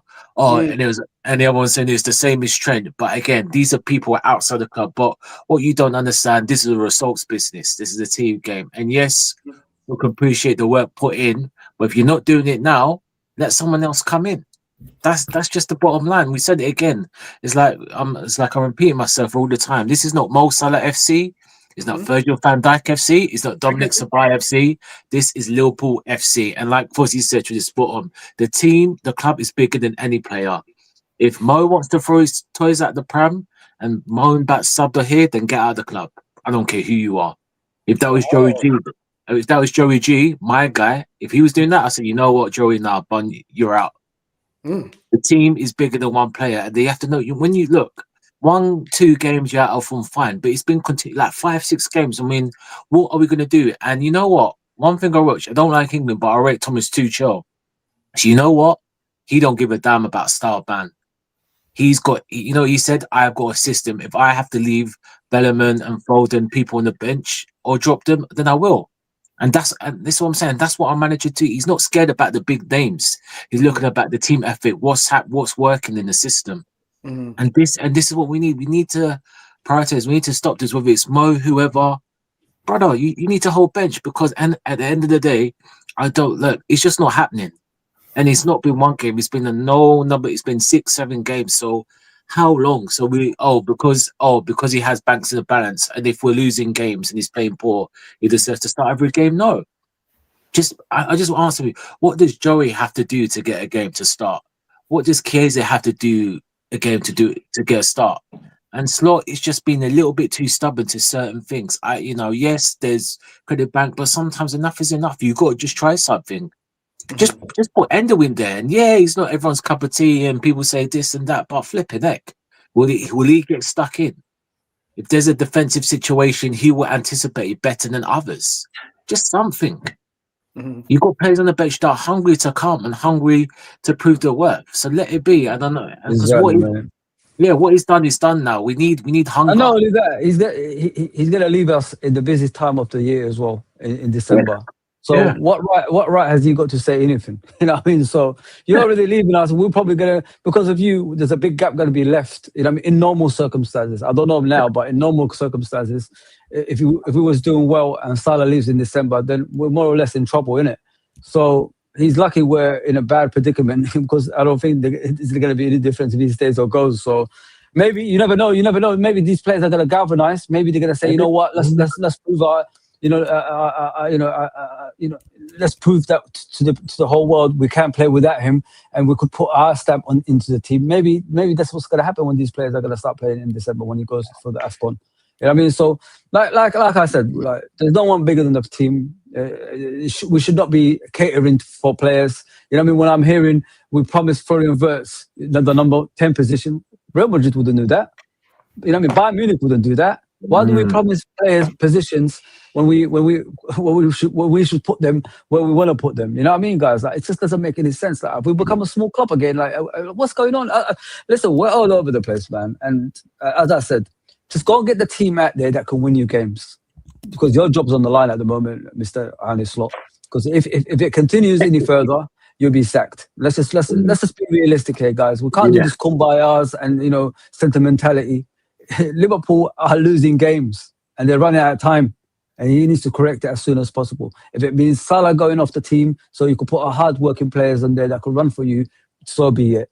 That's it. He's going to leave in a few weeks' time anyway. Let him go now. Let him go and do whatever he wants. You know what I mean? If it has to be that. But, I love Salah as much as the next Liverpool fan. But if Liverpool going back to winning is because of him not playing in the first team, I'll love that. I'll love that more than anything, because Liverpool's the most important thing for me. Facts. Okay. Facts upon facts. And at the end of the day, just to add before, sorry, 12, I know you've got something to say. Go ahead. And JK Lee. I mean, Salah, we signed him a new contract of 400k a week, whatever it was. Right now, he's only worth the price of JK for his dinner. Oh, goodness. Well, 20 grand. Champagne and caviar, bro. Look, bro, like I'm like this when it comes to football. If the players gave me as much as he's gave me, he's got a free ticket, bro, for this season. For me, that's me. Because like we know his career is gonna end with us soon. No need to stress the brother. He knows how to score goals, bro. Even now, he can score goals, bro. But the thing is, the way fans are overreacting on the Salah thing is, yeah, I understand he should be rested, but the guy loves playing football, bro. When you see him frustrated on the side sometimes, it's because he loves playing football and being on the pitch. I bet he was a bit pissed off that he weren't playing for Egypt. He probably wanted to play, bro. That's the way he is. And I love that in a player sometimes, Mm-hmm. The simple thing with Salah is just that teamwork, bro. He needs man. That's it, man. That's what we need from him. But you got, what it is, guys. In football, you got to lead by. If you're one of the leaders here in the team, listen. We need to wake up, people. Like everybody needs to wake up here, man. Because these players, Van Dijk, Salah, and Robertson, and Alisson, all these, they're coming to the end of their careers, guys. We need to start thinking about the future here, man. We don't want to be like, when they leave, there's no one behind them. You know what I mean? And then we're going to be back to be mid-table team like Roy Forces and Roy Hodgson and all that stuff. We don't want to be in that predicament. Let's start fixing up right now, man. Build a team around these youngsters that's already there, and then we move forward. But with the senior players, they should be leading by example. Like what Jurgen said, is what's important is when you leave, what you leave behind than when you come in. That's what I want these players to start saying to these players, you know what I mean? And helping them out. If you love a club so much, as you should, if you're Salah, if you're Alisson, if you're Van Dijk, you should be getting these players ready for the next generation. So when you leave the football club, it's in good hands. And I don't see that because there's too much selfishness going on in this team. And that's what we need to step away from. Everybody that's over 30, 31, 32, 33, 34, lead by fucking example, man. Sorry about the language, but you got to do that, man. You know what I mean? Wow. Help these youngsters. Wow. Little ageism there. Okay. I got you. Okay. Jeez. Well, I haven't got the buttons today, so sorry, guys. I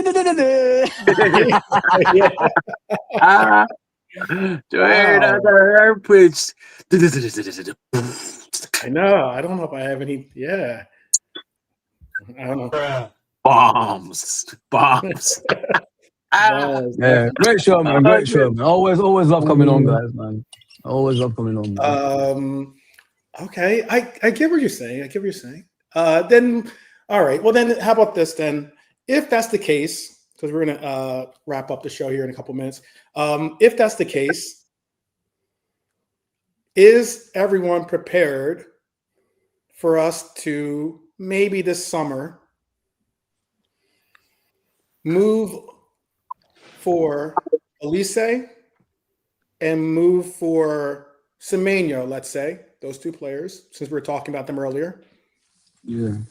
And then have that be the final calling card for Cody and Mohamed Salah. Because I don't know about Cody. Cody, you're most likely not going to have Salah, Cody, and then also have Semenyo and Olise. So would you be prepared to say, to let those two components go? I already know Fozzie's answer because he already just gave. He said he already gave us. The, I actually like Cody. I the over actually like 30. Cody. The over 30. You know. But I actually like Cody. You know what I mean? I think Cody's 26, in it, guys. 26, 27. So he's still got time on his side. The only time you see Cody playing well is when there's competition for places. When he thinks that he's, you know, there's no competition for places, this is how he performs what you see right now.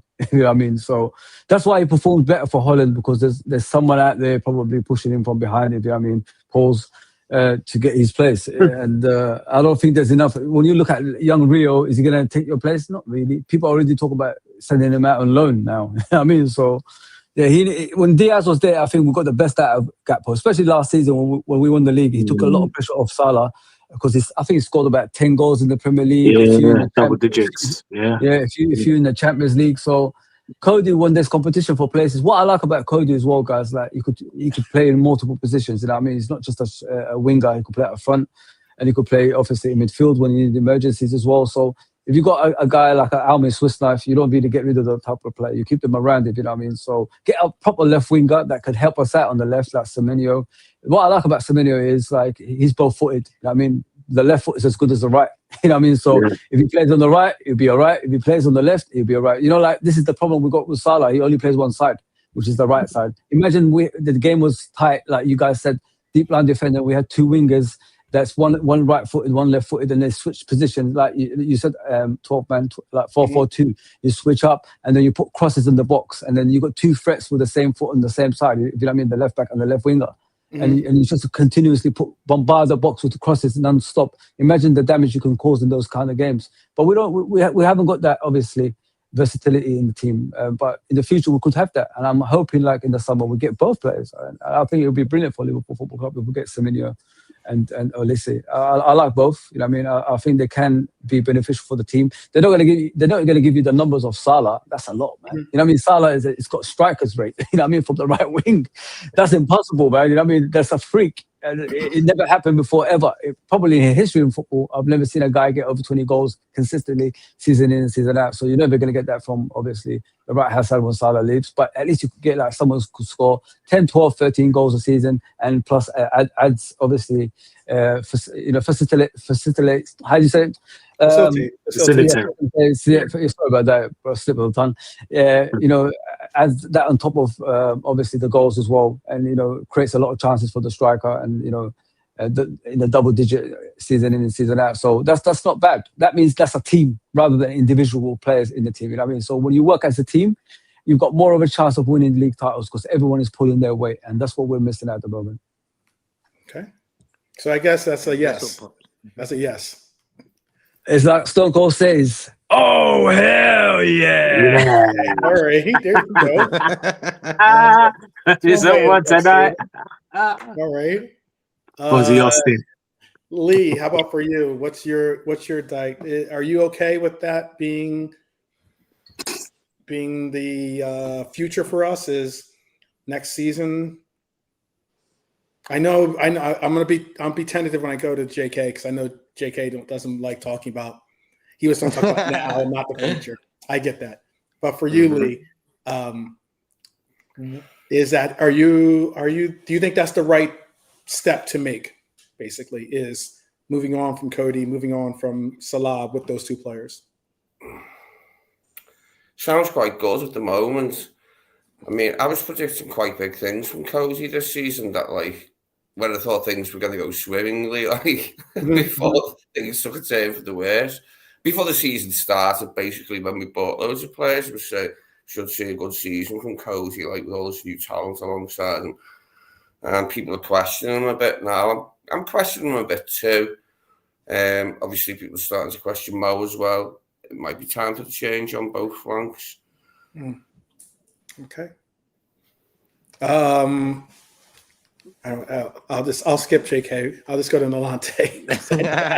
I don't want. No, I always want good players to come in, bro. I have no problem with players coming in, but I don't like it to be a topic throughout the whole bloody season because it's annoying. Like we want Salah to be last season Salah, don't we all? Come on. Yeah, absolutely. We all want that. So for me, hopefully 100%. Footballers watch social media Could be on Twitter, could be on YouTube even, you know. God knows what these guys do. We don't know what they watch. And if They Salah do. I put think his that was name the in, reason. Real quick, I think that was one of the reasons why Mohamed Salah changed his avatar and directed his attention towards other things on his social media, simply because he sees what people post. He's there you go. active in what Different players nowadays, isn't it, guys? Yeah. it is. But what it is, bro, it's like that respect thing. Let's put football to one side now. Him as a guy, Salah, what he's done for Liverpool, bro, amazing. I can't really say anything about it. It's just been he's gave everything, and on top of that, he's got paid well, and he's become a big name. So he's worked out, you know. We don't know how long he's got left with us. I'm gonna just enjoy it. Whatever he gives us, he gives us. But Okay. I just want that respect there to stay there. We're Liverpool Football Club here. You know, we never take the piss out of players, and especially people like Salah, bro. Yeah. Like No, Salah, dude, man, that agreed. guy has been. You just said it. 20 goals plus every season as a winger. Mm-hmm. And there's people taking the piss. I love to see these guys who take the piss out of him all the time. See how they bloody play football. So All right. the way Nalante says it, All right. I respect that. Why? He says it with respect, bro. Yeah. You understand? Like he's saying what he's saying. He's been saying it for a long time. But he don't piss me off. Why? Because he says it with respect. We've got to keep that respect here when it concerns players. You know, they've given us years of their life. You know, Klopp gave us 9 years, 10 years. The amount of bullshit I heard about his name after he left. Oh yeah. Well, he's bro. he's just a run of the mill coach. Apparently, if you listen to some of our Reds, he was just here on vibes. He was just they're all in back now. isn't it? You know? They're all in back now. They're coming for him to come back to the job now. I know. That's Well, exactly, bring him back. Exactly. You got to recognize that's the case. We spoke on this at length backstage. You know, that's a lot of what you see in the fan base these days is they're on some Janet Jackson. What have you done for me lately? You know, and yeah, and it doesn't really matter if it's years and after years of consistent, you know, contributions and beautiful servitude towards the club. It's more so, who cares? What are you doing for me right now? And it's like, you know, rather than we talked about the socials, you know, rather than be supportive of the player, being like, you know what, you're not going to get it from our rivals. You're not going to get it from the neutral pundits that are looking for clicks. Chances are you're going to have to reflect and get it from within and also possibly from your fan base out there. And that needs to be the case. And sometimes, you know, even that can be, that could be a different place as well. But yeah, it's a situation that we all have to deal with. I don't know. We all get older. And I don't know. Nalante, you want to have your last say on whether you'd go for that Olise deal or not? If that was the case. I know your opinion. I don't know if you want to verbalize your opinion or not. You don't have to, of course. Of course. Is the sky grey? Oh, God, I've got to have some jollof. See you later. Bye. All right. No, but on a serious note, no, personally, as much as Salah, I think we should. No, I'll keep Salah. I'll keep him for another season. Look, the season's not finished. He hasn't been great, but there's still time for him. So I would keep him for another season, personally. Okay. I'll keep him to the end of his contract. Yeah. You know what I mean? Imagine he gets pushed out, a year left on his contract, 400 grand a week. Yeah. He's thinking these are it's a joke. He could have gone anywhere. Imagine he went to Arsenal instead of us after Rome. I get that. And that's why I understand what Fozzie's saying. I understand what Nlante's saying.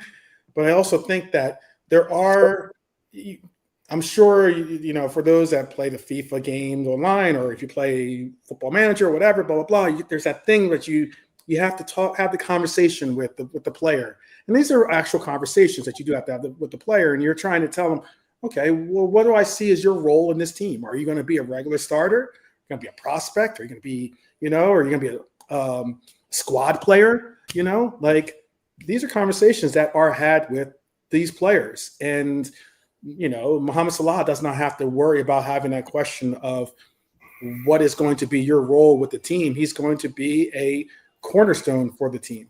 So you gotta recognize what it is. But 1 second. But yeah, it is what it is. We're going to figure out what we're going to do.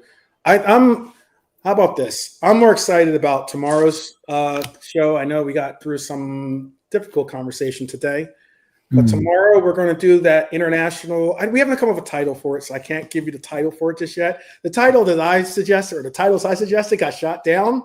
So I'm not gonna necessarily bring those ones out, but the basic premise for the show tomorrow is going to be what international team that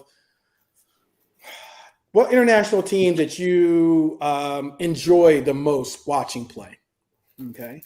What international? That's the easiest one ever, man. I don't want to say the name, but it's the easiest one ever. That one. All right. I mean, all right. Yeah, come on, man. I'm going to invite you on the show tomorrow, Fozzie. Hopefully you have the time. I'm at home. I'm at home, so don't worry. If not, you can tell me your answer, and I'll include it in the segment just in case. But that is what I would love to know. We're gonna do a little bit of like, I know we did the woe is me thing somewhat today, and talking about this and about that. We heard people's pleas of what we need to do, about how this isn't good enough or how this is good enough. But tomorrow we'll bring it to a little bit of a easier place to be, and that is talking about something that should make yourself at least feel good, warm inside, feel good about football. And that is, who is the international? Now we're only doing international teams, not club teams. What international team, being you could say the 1992 or 1994, I don't know, Cameroon team, or it could be whatever the team is. We're going to ask you what it was that made. What was the team? What team did you enjoy seeing play the most? What team? Doesn't have to be your own nation's team. It could be, or maybe your the team of your birth, or a team of your origin. It could be whatever team out there that you want to talk about. So we're going to have a fun session tomorrow. Kind of do a woosah moment, and get ready to breathe again, because the season's going to definitely come fast and furious again at us pretty soon. So that's what we're going to do tomorrow. I'm going to let Don't mention San Marino yet, please. Best international teams I've seen. Lee, save it for tomorrow. I'm saying, I know these aren't the ones I'm going to say, because they were before my time, and I've seen them on VHS only, like the 1970 Brazil and the 1974 Dutch team and stuff like that. I mean, I won't pick them because I never saw them. You never saw. This has to be a team that you actually saw. Yeah. We're not saying. Don't be like Pele's first like running the World Cup or something. Hang on, talk about. Did you guys see the tweet from San Marino about Liverpool? No. When we had that losing run, they said, "Can we play you every week?" Yeah. Oh, that one. Yes. We got San Marino. Cheeky. That was cheeky. Well, tomorrow, let's think about a team that we all would love to see. I'm gonna let the panel give a peace out and a plug if they need to for whatever they got coming up. We'll begin with Fozzie. Oh, sorry, mate. Yeah. I might have a show around 2 p.m. tomorrow. So if you guys want to catch me in that, it's no longer LIFC anymore. I'm gonna do every team now. I'm gonna try my hand and talk about other teams and all that stuff. So it's called Fozzie TV now. Yeah. So you might see me tomorrow around 2 p.m. I'm gonna probably invite someone or do. Is this the channel? Is this the new? Yeah. I'll rebrand it. Yeah. I want to do every team now. Try to reach out to other people. Try to find out as much of other teams as I can as well. So I could have a guest. I might not have a guest tomorrow. So around 2 p.m. you might see me. And then on Wednesday, I could be doing a show with Cal from Coppish around 1 p.m.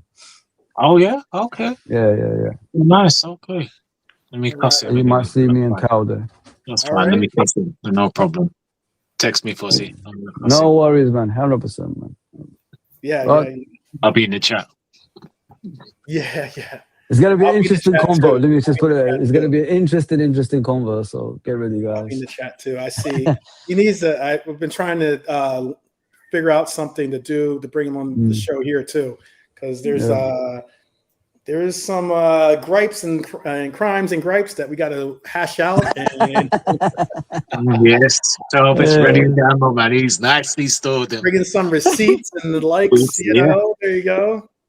Yeah, man. He's a good guy, man. He's a good guy, brilliant guy. Ask him about his favorite player, Calvin Ramsey. How about that? Ask him about that. Yeah. Well. That's just a joke. 100%. Definitely. Lee, you want to give a shout out for a bounce? I'll go to the international side, reading what's in the chat. Yeah, shout out to everyone. Cheers for there tonight. See you all later. Thank you, everyone. Okay. All right. JK? Yeah, thanks for all the panel. JP as well. Fozzie, nice having you on, bro. Nolante Lee and 12 as well. And then just like be positive. This is gonna be a long week going into that Forest game, you know. And if we get Osterman in the window in January, sorted. Okay. Osterman? Oh god. No, Pussy. It's a running joke. It's a running joke. Yeah. It's a running joke. Don't worry. Okay. Yeah. We'll tell you afterwards. All right. Hey, go ahead, Nolante. I'll let you have the last word here. No, big up everyone in the chat. And Norm, we're still waiting for the signature of Osterman, which will be coming next week, apparently from a reliable source who's in Liverpool. You know the source, Norm. Big up yourself, 12 for always. Lee, as always. JK, my brother, Lord of Mercy. That Liverpool parade, what a day that was. What a day. And Fuzzy as well. I hate you two, man. I can't believe we ever met, man. Even you 12, man. Even you 12, man. In Philadelphia, I was there, bro. I was there, man. Fuzzy's always a was in America, in my backyard, in the He's backyard. Like Yeah. Hey, what was in the Arsenal crowd? I was. I'm sorry, he was. Wow. I have no comment. I didn't know. I don't know about that. There you go, see? It says it all. Barnes told me he saw him, so I'll give him credit for that. Barnes said he saw him. Hey, we did. We went. I met his wife and his kids, and we took a photo as well. I put it on Instagram. Yeah, so I did meet him. Big up Asian Barnes as well and his fam. Lante, did you want to finish what you had to say? Yeah, no, that's it. Big up everyone. Big up the chat. Look for tomorrow's show. It's going to be a good one. You know, favorite international team of World Cups, etc. And yeah, we're there. Peace out. Yeah, I think it's gonna be fun. I think it's gonna be a fun show. Yeah, because I mean, like, you know, there's some teams that, again, it's the reason why I asked you the question about, you know, do you enjoy teams that are entertaining, or is it all about, you know, the W's basically? And of course, everybody wants to win. Absolutely. But there were some teams that were just, they were so entertaining that even when they didn't win, you still enjoyed the show. You still enjoyed the fact that you're able to be a part of what you got the chance to see. You know what? Let me add on to that 12, man, before we go. You know, with the entertainment factor, what people need to understand is, like, in regards to football, you got to work towards that. It doesn't come straight away, if you know what I mean. Like, you need to build towards that. So this season, I was expecting us to be more position based. You know what I mean? And then if we win the league this season, you might not see Arteta anymore. Maybe the Arsenal players want to leave, so we could have been way ahead of everybody else. You get what I'm saying, guys? That could have, if we wouldn't, probably we could still do it. I don't know. Maybe it's gonna happen. I don't know. But you could have had that. So the season after, when you're on your own at the top, especially when Arteta is gone and Pep Guardiola is gone, that means you're the only singular team there that can dominate for the years to come. So it's always a work in progress. You know what I mean? Instead of like decreasing. Unfortunately, this season, the way we've performed, we've been decreasing, still like progressing. So with the entertainment side, it comes along when you get that fear factor as time goes on. And unfortunately, we haven't, every single time we win the league now, we always decrease. I mean, we never get better. So yeah, that's the only thing. But This season, I was just expecting us to be a possession team, and then like next season, if we won the league this season, next season we'll have that fear factor from the opponents, and games like we normally win by the odd goal could be like 3-0, 4-0, or 4-1, something like that. If you know what I mean. So it's always a work in progression. Progression. Every single time that you win titles, that's how it is, and especially with Arne Slot having that first season last season. And he hasn't had time to settle in properly, if you know what I mean.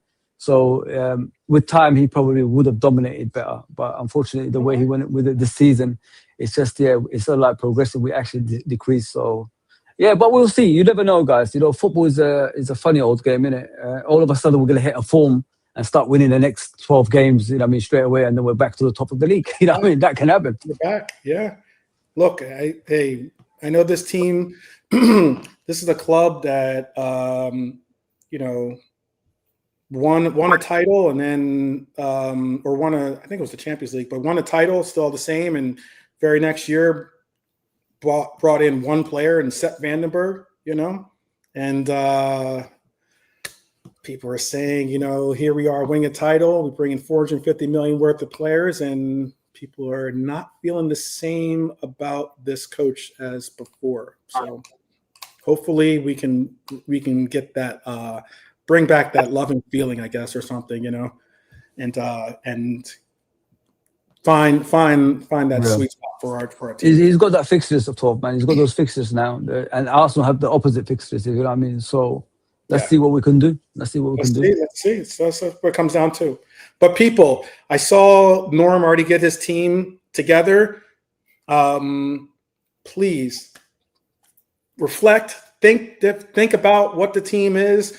What was the team that you loved to see play, and international team that is that you love to see play, and let's bring that energy tomorrow so we can talk about it. We can reflect. We can you know, try to, you know, exclaim why they are that special team to you, and we'll have some fun tomorrow. So until tomorrow, up the Reds each and every time, and thank you to the panel, and big up to the chat as always. Take care and see you tomorrow.